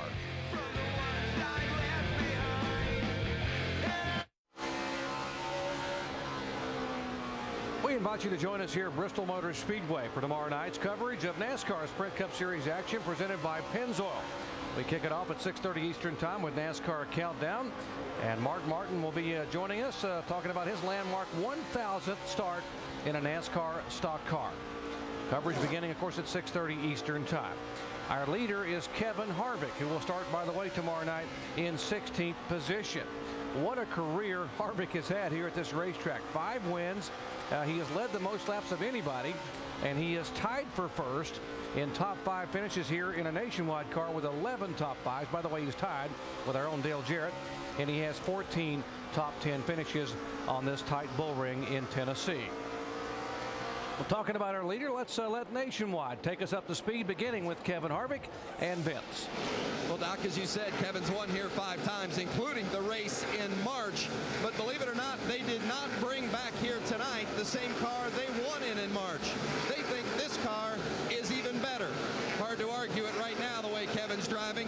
But Kevin Harvick says the car is just a little bit too free. I need a little bit of help in the tightening up category.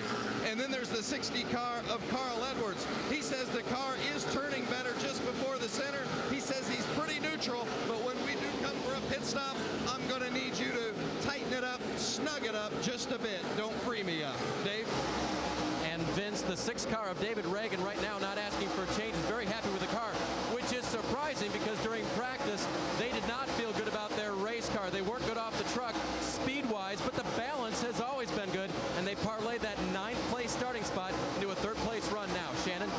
Dave, Jason Leffler said this is the track you either love or you hate. He said when he first started driving this racetrack, he hated it. Now he's figured it out. He's figured out this car. It is hooked up for the 38. They are very happy with the handling, and right now he is battling in the top 5. Dave? Running 5th is Clint Boyer in a car that he raced at Dover. Why not bring back the Bristol car? Well, because crew chief Doug Randolph wasn't with the team in March. He had joined the team in Charlotte in May, and the next race was Dover. He was familiar with this car, the crew chief was. He wanted to bring it back so they could tune on it and try to win Bristol. Jamie? And behind him is Brad Keselowski, the man we were talking about. He is on a mission, still has not said a word on his radio. This team said, hey, we told you this car was good. After he pitted for damages last time, he restarted 28th. He's up to 6th right now. Behind him, his teammate for this race is Ryan Newman. Ryan has just been tight all day long, but they were hoping as this track cooled down, it would come to him, and that's exactly what's happening. He started 10th. This is his 4th and final race with Junior Motorsports. He has nothing to lose. He's going for the win. Behind him, Brendan Gaughan. He's been scratching his head a little bit the last, day. They started practice this morning at a 3-hour session, worked on this car. Didn't get it perfect. He didn't know what he was going to have. They made some adjustments already tonight. They pitted on lap 59. Shannon? Jamie, the 16 team of Matt Kenseth, they were very happy with the handling of this car in practice. It was surprising to see him go out early and all those sparks coming off the track. And then, of course, hitting the wall. They did come down on lap 6. They put more air in those tires. So far, Matt says the only thing he's really battling is grip on the racetrack. Expect to make some chassis changes when they do come down pit road. Now behind him, Jason Keller. Great run for this team. His season's best finish of 3rd was at this racetrack in March. They brought back the same car with some modifications. Now Keller has not pitted yet. They're opting for track position. And guys, they're going to try to make it in one stop. Doc? You just saw a minute ago the 09 car get out of shape. That's John West Townley. And a frightening moment. He actually had to go on the pit road here. Let's show you what happened. These guys have been racing for quite a few laps, and just like we've seen before, driver trying to using up too much of the racetrack there. Didn't realize there was somebody right on his right rear. See Carl Edwards right along here. He's right behind this. Right here in front of you, see the 09. Just stay low. Watch him come back across. Get through here. See, as a driver, you just have to jump out of the throttle for a second and see what's going to happen. That was Michael Annette, by the way, that got into the 09. A couple of rookies getting together. There's the 33 car. Kevin Harvick is our leader. Harvick has led twice now for 71 of the 121 laps.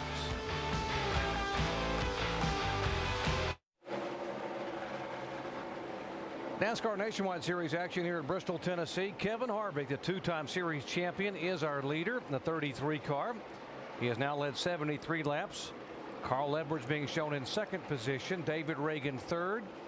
And then Jason Leffler and Brad Keselowski, the pole sitter, now moving all the way back up into the top 5. And here's the 18 car, our points leader, who had just taken the lead when he was involved in an incident with Chase Austin. Back on the racetrack, Kyle Busch being shown now 53 laps back in 33rd position. Yeah, nice job by that team, though, to get all of that metal cut away, everything. Got a new radiator in it. Get it to where Kyle can get out. You have to keep a minimum speed up, so they had to make sure they got it right. See Harvick, he's been working traffic, and this is the 11th place car of Trevor Bayne that he's putting a lap down now. We've had our longest green flag run of the night, and you see now Harvick's he's got gone from these guys. Yeah, that's Jason Keller, the 10th place car there in the 27. As you see Trevor Bayne, and he battling for that position. Harvick's getting held up a little bit here. He's really been working traffic well. Run into a little snag here, though. There's nowhere to go right now.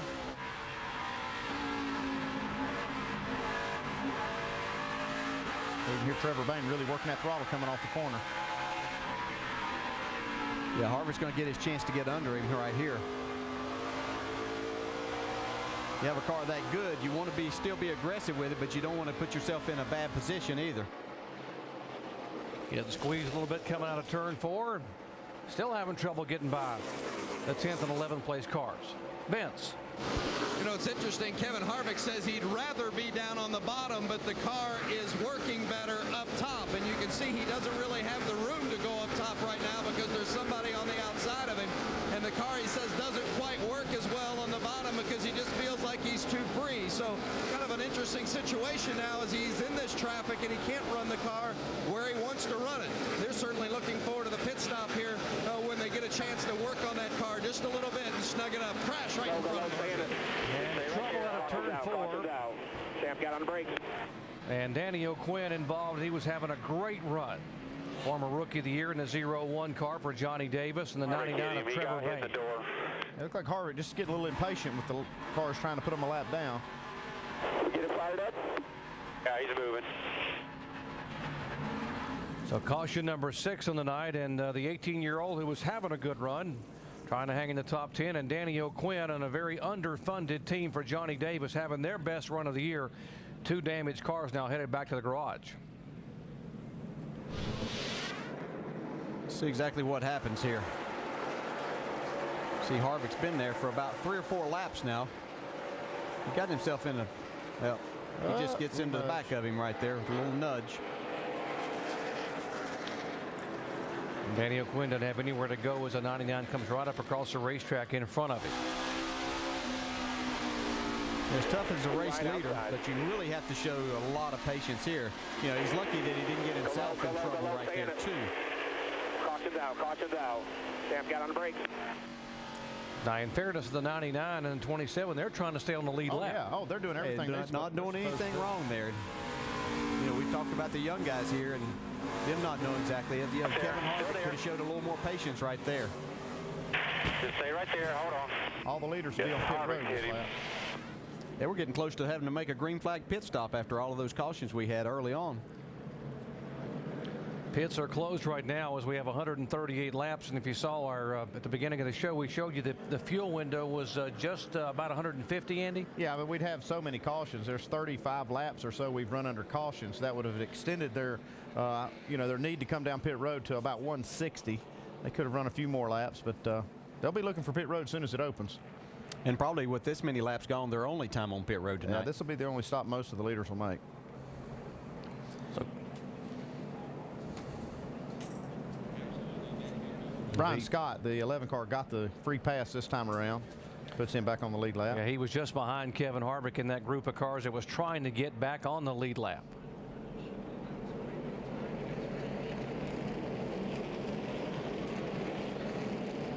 So Kevin Harvick, the leader, Carl Edwards, David Ragan, Jason Leffler. The top 5 cars have not been on pit road at all tonight, but until now. And at 30 miles an hour under the 6 caution flag, they head down pit road. Dave. David Ragan gives up 3rd place. He wants 4 fresh tires. He wants Sunoco fuel. He does not want any changes to the chassis. Vince? The 33 of Kevin Harvick, he's already led 89 laps tonight, almost twice as many as he led when he won here in March. He wants the car to be snugged up just a little bit, so they're going to make an air pressure adjustment in the right front. Otherwise, 4 fresh tires and Sunoco fuel. Shannon. Since Jason Leffler started this race 26th, he's currently running 4th. He says that the car is just a tick free, but he doesn't want any changes. 4 tires for the 38 car. Jamie. Ryan Newman was on the middle of the screen as you see Jason Leffler, the crew going to work there. The 5er Ryan Newman, he said he's been tight all day long. They're going to make some adjustments with air pressure, 4 tires and fuel below him. Brad Keselowski, his teammate. Brad said, was I running fast? They said, you're doing all right. We have a good car. He said he's just a tick tight. He wants a Gatorade, 4 tires and Sunoco fuel. Guys? And Carl Edwards will beat Kevin Harvick off of pit road. As Harvick came in as a leader, there's Edwards coming out in the 60 car and Harvick behind him. So they will swap spots on pit road here in what probably is the only pit stop they will make, or scheduled stop they will make tonight. Yeah, David Ragan came out 3rd behind them. Brad Keselowski picked up 1 spot there on pit road. Beat Jason Leffler's team out. So we are working caution now for the 6th time tonight here at Bristol Motor Speedway, past the halfway lap, 138 of 250.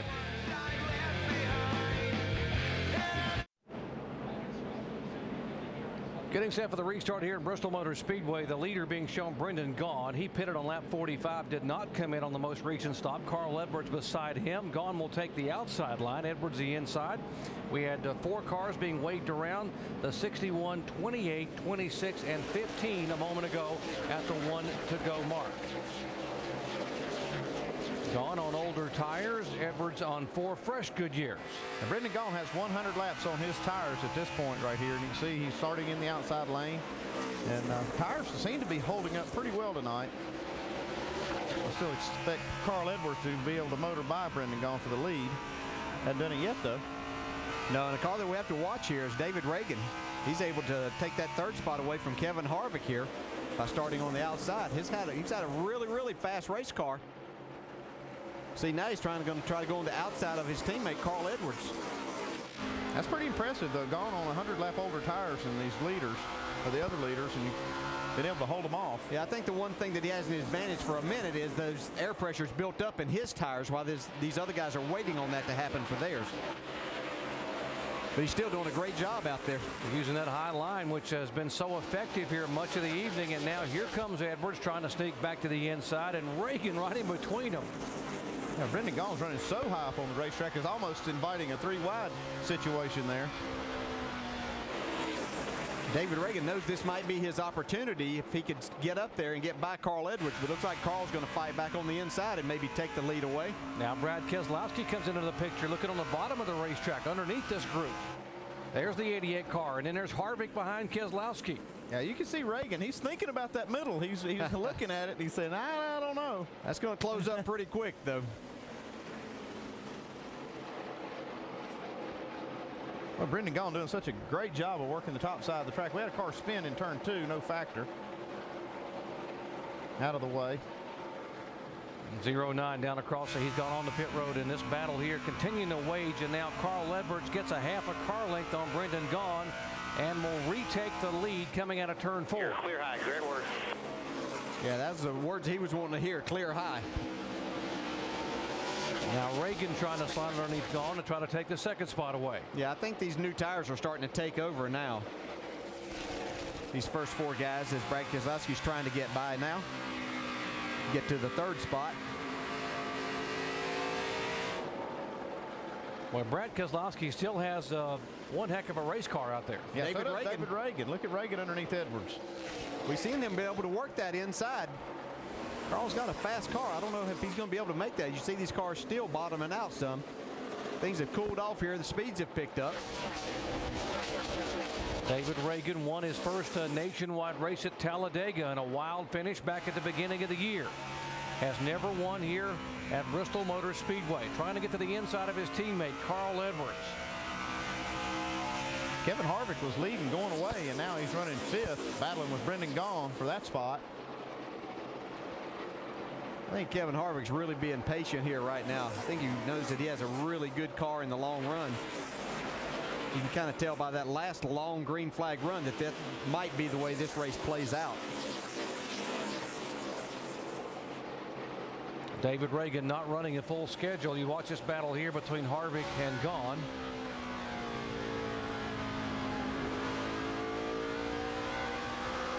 There comes the 5-car of Ryan Newman back on the inside.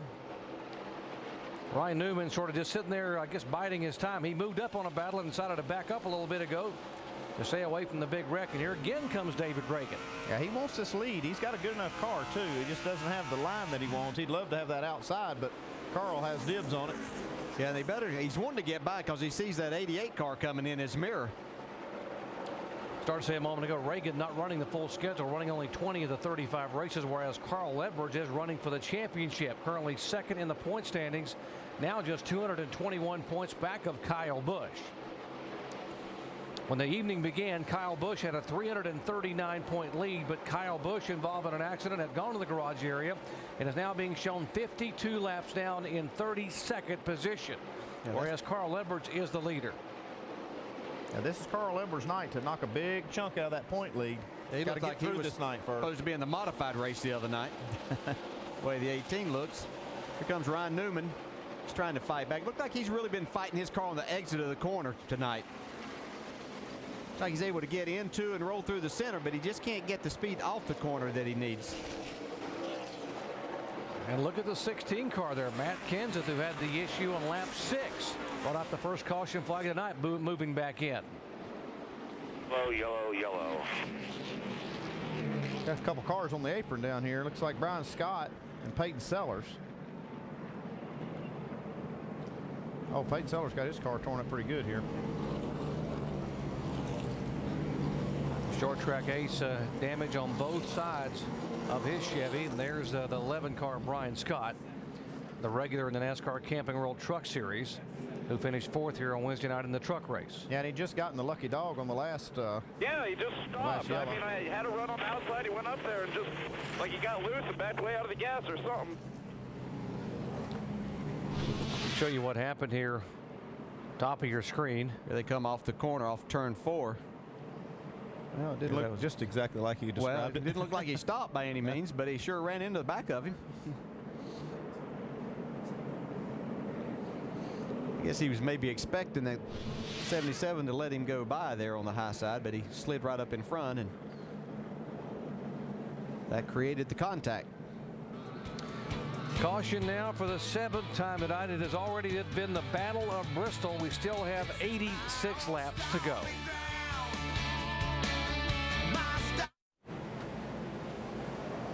Under caution for the 7th time in tonight's NASCAR Nationwide Series 250 lapper at Bristol Motor Speedway. That is not a good sight. The car of Peyton Sellers, and there Brian Scott climbing from his damaged Toyota back in the garage area. Those two drivers crashing off turn 4 to bring out yellow flag number 7 in this event. It's been eventful, would be a good way to describe so far. Let's take a look at our Verizon Wireless race rundown with Rusty and Brad. Brad Keselowski making a lot of headlines today. Let's see, rumored to be taking a ride with Penske in the Sprint Cup Series next year. On the pole for this one, he was also involved in our next topic, which is race trend.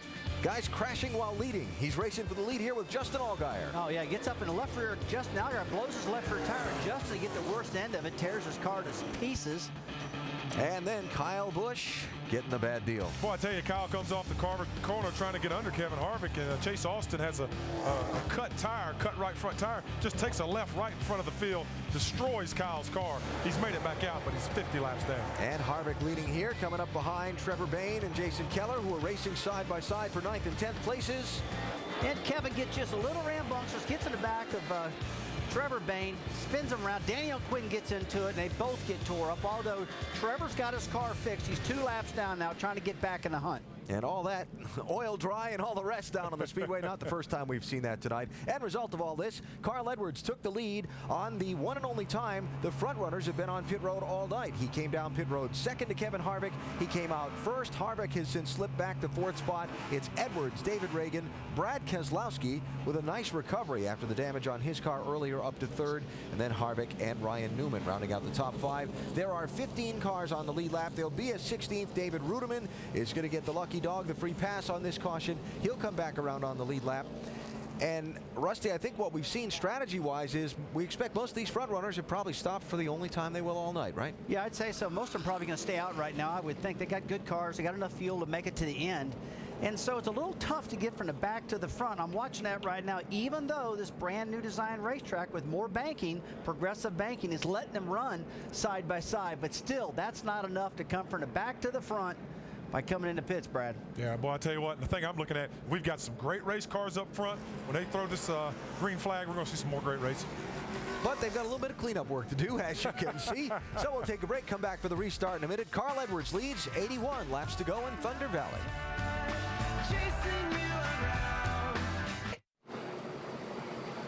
Big weekend of motorsports still to come your way. NASCAR Sprint Cup Series action presented by Pennzoil here at Bristol tomorrow, 6:30 Eastern Time on ESPN.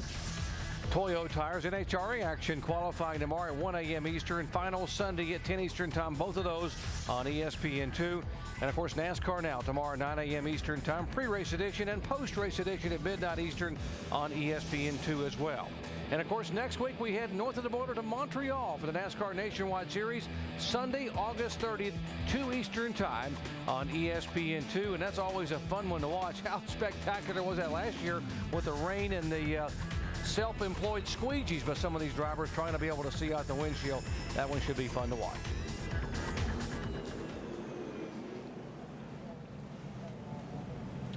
Couple of cars that come on the pit road. The 29 of Clint Boyer, the 27 of Jason Keller. We have 78 laps to go. We are working caution number 7. Dave. Clint Boyer had to come back down pit road. That tight race car got tighter on the last run. 2 rounds up on the track bar, wedge adjustment as well. They took out a spring rubber out of the left rear the last time, and that didn't seem to cure it. So all night long, this car very difficult for Clint to turn, and he gives up 9th place. Guys. Here's a 27 car. Let's go to the crew cam being carried by Jackman John Reese. You can see the Jackman, he's got a lot of work to do. He's got to watch these tire changers, make sure he doesn't let it down too soon. Runs around the car. And now what he's doing is just making sure that here, now he's taking off a windshield tear off. All the way. And he's the one that everybody keys off of, the driver. When the Jackman lets it down, he knows it's time to go. Jason Keller having another good run here. On the lead lap, being shown in 12th position. There are 16 cars now listed on the lead lap. And a good run by the 61 car, Matt Carter, the son of Travis Carter, longtime crew chief and car owner. Yeah, he's having a great run tonight. He's hanging right in there. He's drove hard and stayed on the lead lap. The 77 driver, Peyton Sellers, out of the medical center. Let's talk with him. Shannon. Doc, this track has not been kind to some of the younger drivers tonight. Peyton Sellers released from the infield care center. Can you tell me what happened between you and the 11? Well, you know, we were just trying to be a rookie here tonight, putting laps on the board, gaining all the experience we could. The SFP team's been working really hard throughout practice to give me the car we needed tonight. And, you know, we were actually getting up there and mixing it up a little bit. And looks like Brian Scott got in the back of us and turned us around. You know, we had been racing really hard all night, so, you know, it's just a tough break. We'll just go to Atlanta in a couple weeks and hopefully have a better run there. Peyton Sellers doing a part-time deal here in the Nationwide Series. Will be back in the car in Atlanta. Doc? They're hoping this will grow into a full-time operation for 2010. This young man very talented on the short tracks. Now, before the incident occurred between the 11 and 77, here's the radio communications that was being given to the driver of the 11 car, Brian Scott. I'm not going to tell you to move them, but you can let them know you're there. You know what I mean.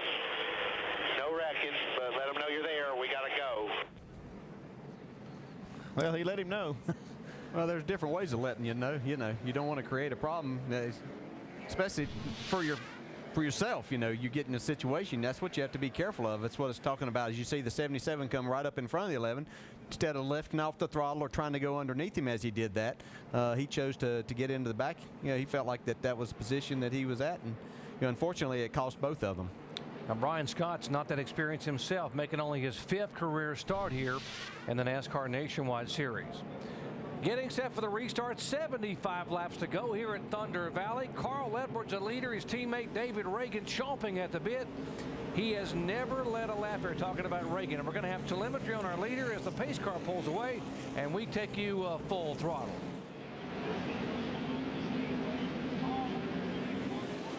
Get ready. Okay. Clear. You're all clear. Outside of your bumper, the 62. I'll try to get you clear up this side. Your door up there. Still all clear. 2 by 2 out back. About 1 back. 1 back to 33 now. Still there. Working the same line as you. Quarter lane to lower. Right line with you. 33. From behind. Clear high. All clear. Looking inside. Inside 33. Still outside. Outside. Half back to the 6. Outside. Still up there. Outside. Real tight. Down there. Clear. Clear high. Still there. Still inside. On the outside there. Still there. Still outside. Still there. Man, right back in your rhythm there. You get back by these guys. Still outside. Outside. Still in there. Still there. Outside. Outside corner of the 6. Still there. Tight. Outside. Still there. Corner. Real tight. Clear. Clear low. Outside. Clear. There you go. Clear.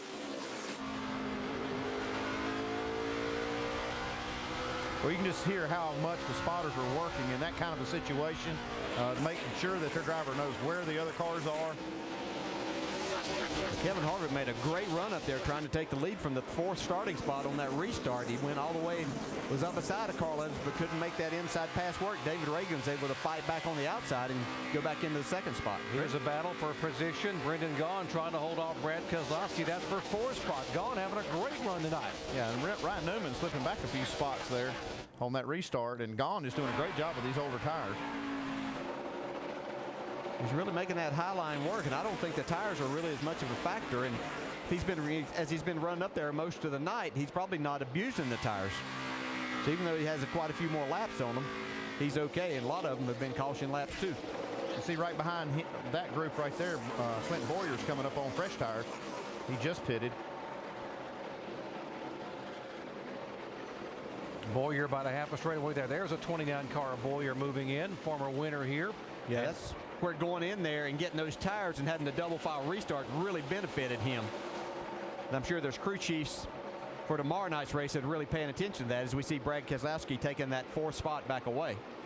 Yeah, and he didn't give up. Clint didn't give up much to make that pit stop. He was running 8th or so. David Ragan isn't giving up either. He has still not led a lap in Bristol, Tennessee, but trying to work on the inside of Carl Edwards. He's trying to do it the hard way. It's been the toughest groove, is that bottom groove trying to make a pass. You just don't have the banking down there. This is a progressive banking track now, and you just don't have that banking to lean on when you get down there. Vince? Well, like Carl Edwards just came on the radio and asked his spotter, where is Ragan beating me? And they said, center of the corner. Carl's car not working so well in the center, and that's hampering his drive off. Ragan's car working much better in that spot. That's been the difference as Ragan has closed the gap and is threatening. Dave? Ragan is working together with his teammate and separately. Together in that he doesn't want to wreck a guy racing for the championship. Separately in that their setups are different. David Ragan runs his setup differently than his other teammates. Crew chief Mike Kelly says they're kind of on an island, so they're not running the same type, but they're on the same team.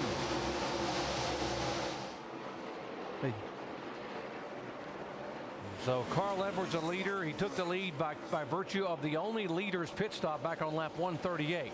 Here's the 98 car having a very good run. That is Paul Menard, the birthday boy, being shown back in 12th position. Yeah, he started actually the last car qualified today, just barely made the field, but he's making a good run here. He's staying on the lead lap and racing hard. And that's Matt Carter right in front of him that we talked about having a great run. He's in the 11th spot. Ragan's not giving up on Carl. No, and some people might wonder why Carl had to radio and ask where he was getting beat. Well, you don't have time really to look in the mirrors. I mean, you glance in them, but you're so busy right here. As you can see him going around Kyle Busch again in his modified. At least the camera works out the back, Seal. Yeah. Inside of 60 laps to go here in Bristol, Tennessee. We have had 8 lead changes, 6 different leaders, 7 caution flags for 51 laps, and this Battle of Bristol is far from over.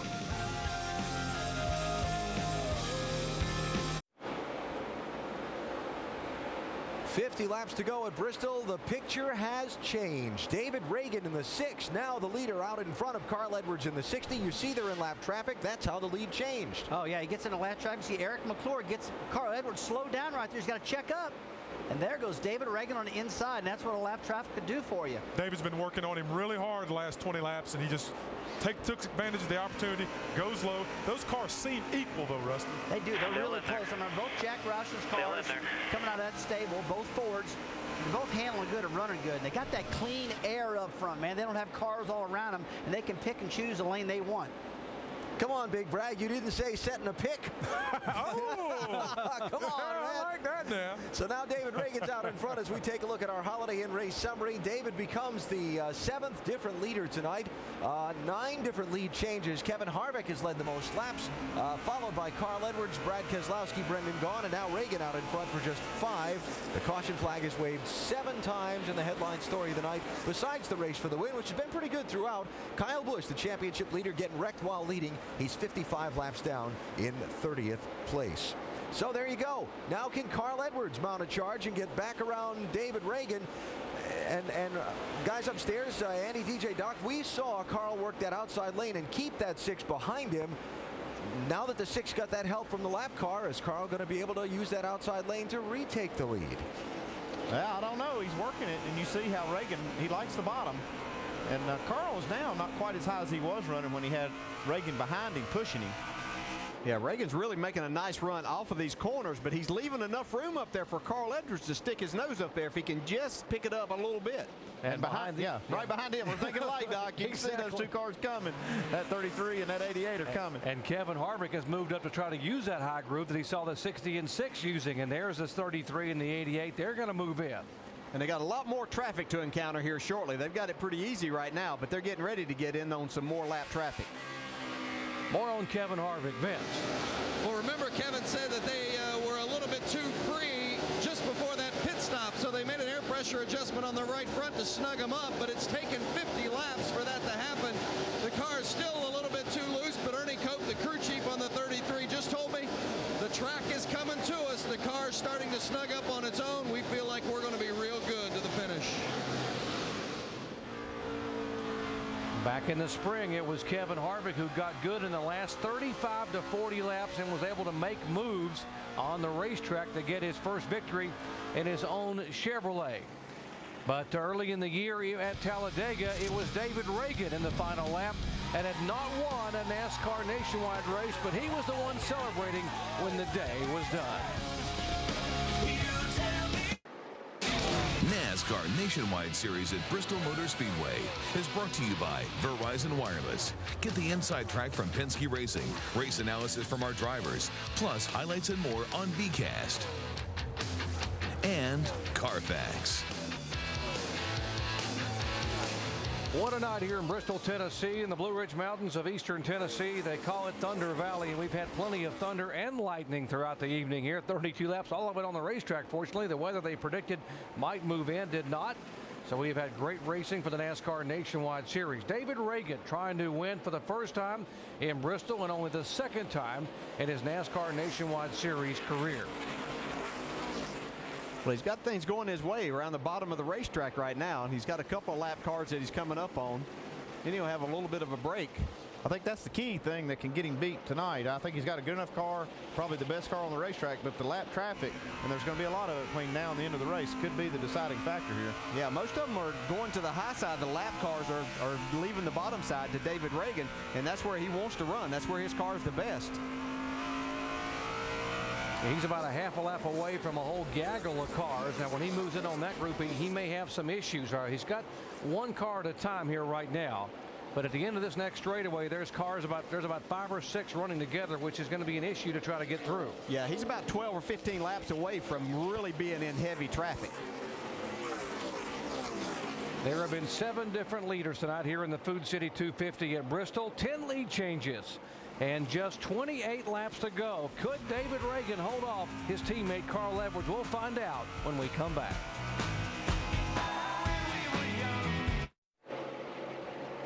Laps clicking away here in Bristol, Tennessee. 20 laps to go here. David Ragan just slicing through traffic like a veteran.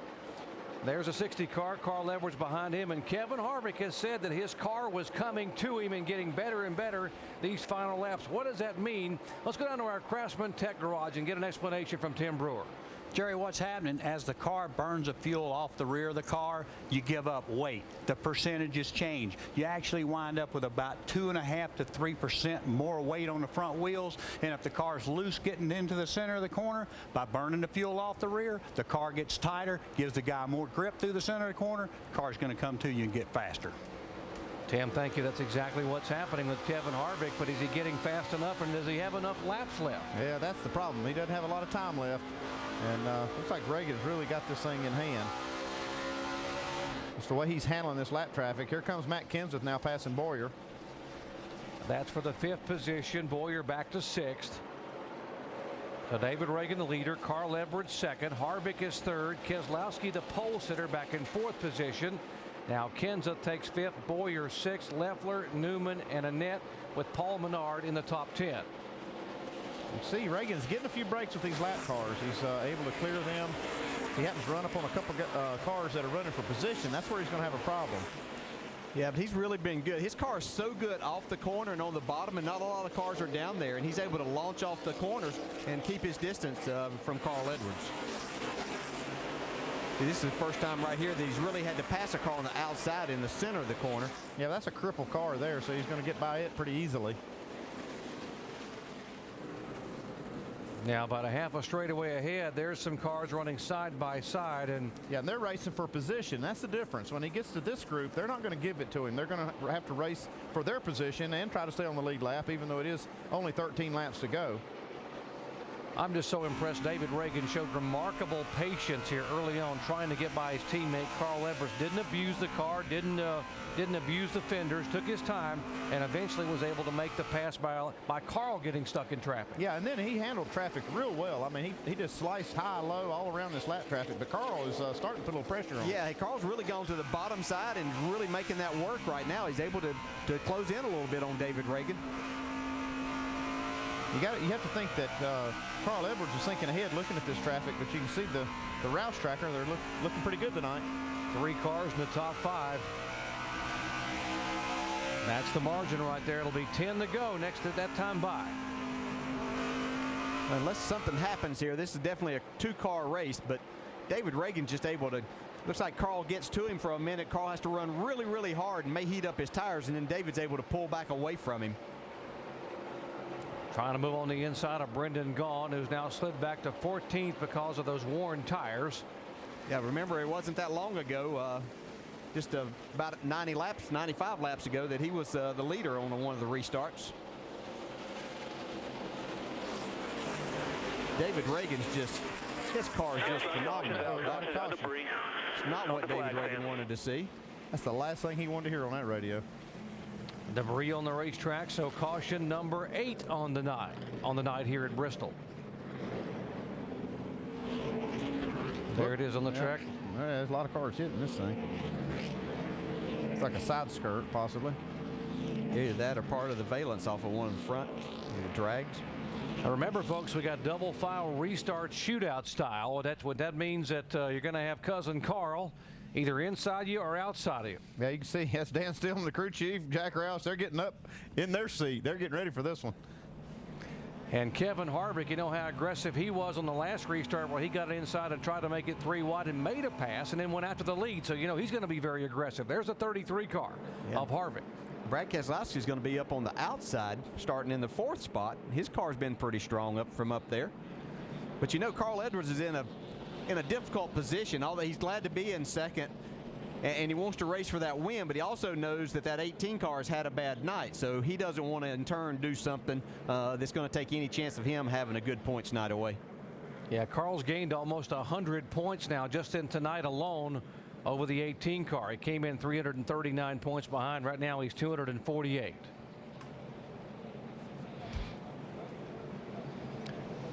The 62 car, Brendan Gaughan, may be out of fuel. He pitted on lap 45 and was trying to squeeze it to the end in these final 5 laps that may have done him in.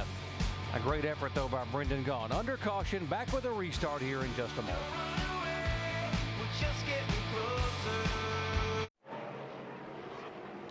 Back at Bristol, Tennessee, just 4 laps to go, and David Ragan, this could be huge for a young driver at the age of 23 to win at a legendary track like Bristol. Let's visit with our in-race reporter, Carl Edwards. Hey, Carl, Dale Jarrett, the ESPN. You have a copy? I got you, Dale. How's it going? Oh, that's good, man. How about with you? You got anything for that 6 on this restart? Pretty excited about the restart, actually. I think he's going to take the top, and I'm best on the bottom. Now that I said that, he might take the bottom, but I feel pretty good. Our save-a-lot fusion's pretty fast. He just worked me over pretty good in traffic. He got me, pinned up there. He played it right, so it'll be a good battle here to the finish. Hey, Carl, knowing that 18's had his problem tonight, how aggressive do you get trying to win this race, though? I was just going through that in my mind. I don't, as long as I don't wreck, we'll be all right. And I really can't wreck David, so I got to go about 98%. I think that's a good amount right there. All right, man, we'll have fun watching. Good luck. Yep. You can hear him calculate 98%. And folks, don't think your medication is off at home. We did have Casey Kahne as our in-race reporter at the beginning of the race, but because he went out of the race early, we have transitioned and for Carl Edwards, and it worked out perfectly for Carl to talk with us as a fill-in in-race reporter here in the final laps of Bristol. Well, what do you think, guys? Ragan, inside or outside? I think he's going to take the outside, but it sounded like Carl was pretty excited about this, didn't it? You know, what was funny, though, is Carl was like, he was giving his secret away. He was kind of glad of that. But I don't know that David's going to buy that, because if Carl was that good on the inside, why didn't he choose that a while ago when he had the choice? So, I don't know. It's like Carl was kind of feeling like he let the cat out of the bag is where he wanted to be. Think he might be taking the bait? Yeah. Might mention the 5-car of Ryan Newman had a flat tire, had to go on the pit road a moment ago and pit. He was up in that mix as well. So we're going to have doubling up here on the restart, double file restart, shootout style. First time it's ever happened here for the NASCAR Nationwide Series at Bristol Motor Speedway. One attempt at a green-white-checkered here. Double file, green-white checkered. Don't count that 88 out of this mix. He finds himself in this position all the time, and when 2 cars get together, he's pretty good at taking the lead and winning. That's what happened at Dover. Remember early in the year at Dover, Delaware, he came in and led to the last half of the last lap. I think he did that last week too, didn't he? Yeah, last week.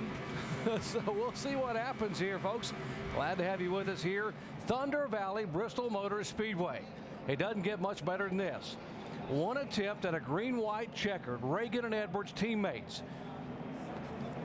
And they're going to get another lap to think about it. They got guys back here arguing over space, trying to get in line.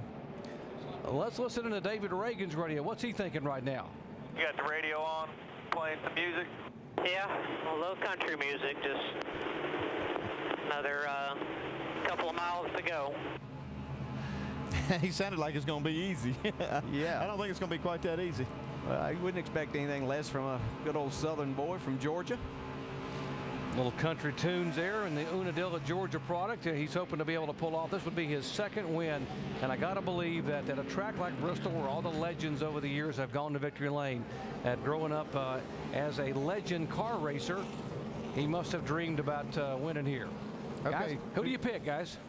I'm going 6-car. I think he's done a fantastic job. That's my choice. I don't think Carl can beat him. I don't think he can either. I think he's going to give him a run for his money, but I believe the 6-car will win it. Rusty? I don't know. I think Kevin Harvick's sitting right in that inside lane, waiting for those guys to get down that corner, get loose, and he might slide right through the bottom and beat them both guys. I forgot about him. Yeah. I'm going with Brad Keselowski. He gets another win as they wad him up front. All right, guys. Everybody taking a different horse. We're going to see who's got the best rider here as we get ready to the pace car pull away. Green-white-checkered flag in Bristol, Tennessee. Not going. Lights back on, not going. Called it off. One to go. One to go to line. Now, I was going to say, you can't spin the tires if you're David Ragan right here. That's the one thing you can't do. You really have to make sure you got him cleaned up. If he spins his tires, are you going to pick somebody else? I'm still with him. No, I'm still with him. Oh, yeah, I don't think you can't hit your bet now. You got him. Yeah, you can't let me throw a little qualifier in there like that. What do you think he's thinking about, DJ, knowing he's got so much talent around him there? I'll tell you what, you guys get ready for that bump and run. You know, it works all the time. They beat it on me a couple times. I lost a couple races leading this thing, and I know Harvick, he won't be scared to hit that 60 car right in the back bumper and knock him sideways. What would you do, Rusty? I'd hit him, buddy.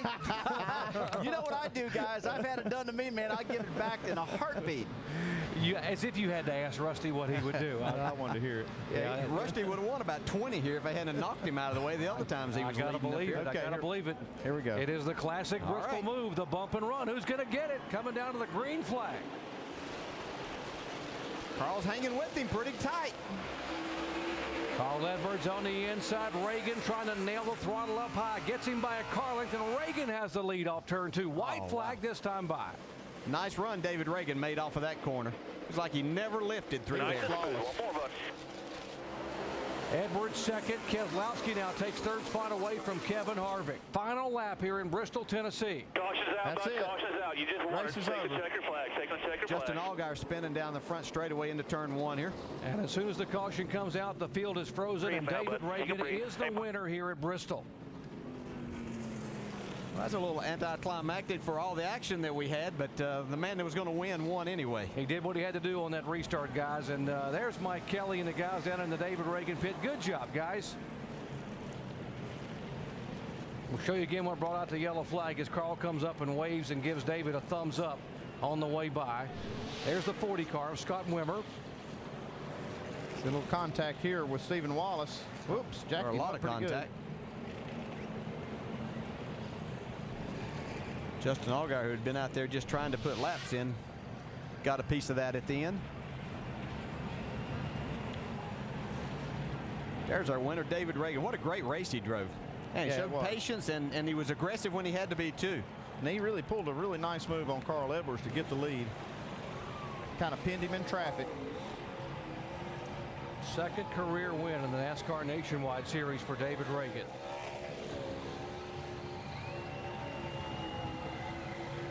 Yeah, it's nice to see him do that. He's, you know, we expected a lot out of this young man this year, and thought he might win in the Cup Series, but hasn't done that yet. But this will get him some confidence. Dave? Mike Kelly is a crew chief who guided him there. They made you wait a little bit there at the end, but where does the Bristol win rank in your memory book? Man, it's amazing. I got to thank Discount Tires. I got to thank Jack Roush and my guys. They work hard every week. David Ragan drove an excellent race. I used to come here with Kurt Busch a lot. We won a lot of races back in the day, and Jimmy Finnig, and he taught me about keeping the car rolling through the center here. And we worked hard today. Our car wasn't good when we unloaded. We've changed everything under the sun on this thing, and thanks to my teammates, they helped us early today. And we got a great car, and it's awesome. I'm getting ready to take off right now. He wants to go to victory lane. He's at Bristol, guys, and he's got the W. Great job, Mike Kelly and the entire crew down there for David Ragan. It is the second 1-2 finish for Roush Fenway, and now David Ragan has won on the biggest track at Talladega and one of the smallest here at Bristol. Still lots of motorsports to come your way throughout the weekend. We're going to be back here at Thunder Valley tomorrow night. NASCAR Sprint Cup Series action presented by Pennzoil at 6:30 Eastern Time on ESPN. How about some NHRA action? Toyo Tires qualifying and finals tomorrow 1 a.m. Eastern Time, Sunday 10 Eastern Time, both on ESPN2. NASCAR Now tomorrow, pre-race edition at 9 a.m., post-race edition midnight, also on ESPN2.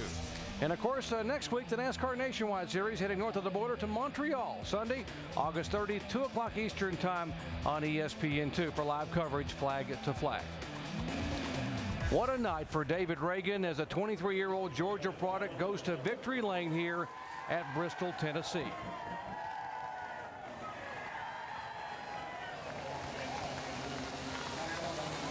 Crew Chief Mike Kelly said they really had to do a lot of changes to this race car today to get it winnable. When did you know you had a car capable of winning this race? I guess about lap 150 or so. You know, Discount Tire team did an excellent job. We usually are just mediocre here. You know, Carl, Harvick, some of the other guys are usually a little better than us. But Mike Kelly, Seth, they did a great job. You know, I got to thank the Lord for the opportunity. UPS, Coca-Cola. everyone. It was just a fun night to drive such a fast race car. How about that last restart and the position you chose? Why did you choose that position? Man, the outside was just great all night. I really struggled passing cars on the bottom.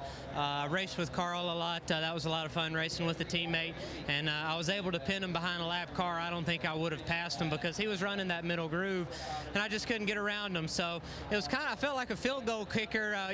Kept calling timeouts. They kept going one to go and then calling off, one to go, calling off. So just can't say enough about our nationwide team. Everybody back at the Roush Fenway shop, George Gable at the Roush Yates Engines. We drive great race cars. David Ragan and crew chief Mike Kelly, they worked real hard for a long time. They've won twice this year, and now here at Bristol, Shannon. Down here with Carl Edwards, second place finish. Carl, you had a lot of things going through your mind. Points, you're racing your teammate. Did you give it all you got? We heard you say 98% from inside that car right before we went green. Yeah, I just watched the replay, and I'm glad I didn't pile it down in there into turn one, any harder and, door slam him or something, because David's car just was so much faster right through the center. But my guys did a really good job. I got to thank Save a Lot, Ford, Scott's, all the fans for coming out here, and I just can't say enough about David Ragan.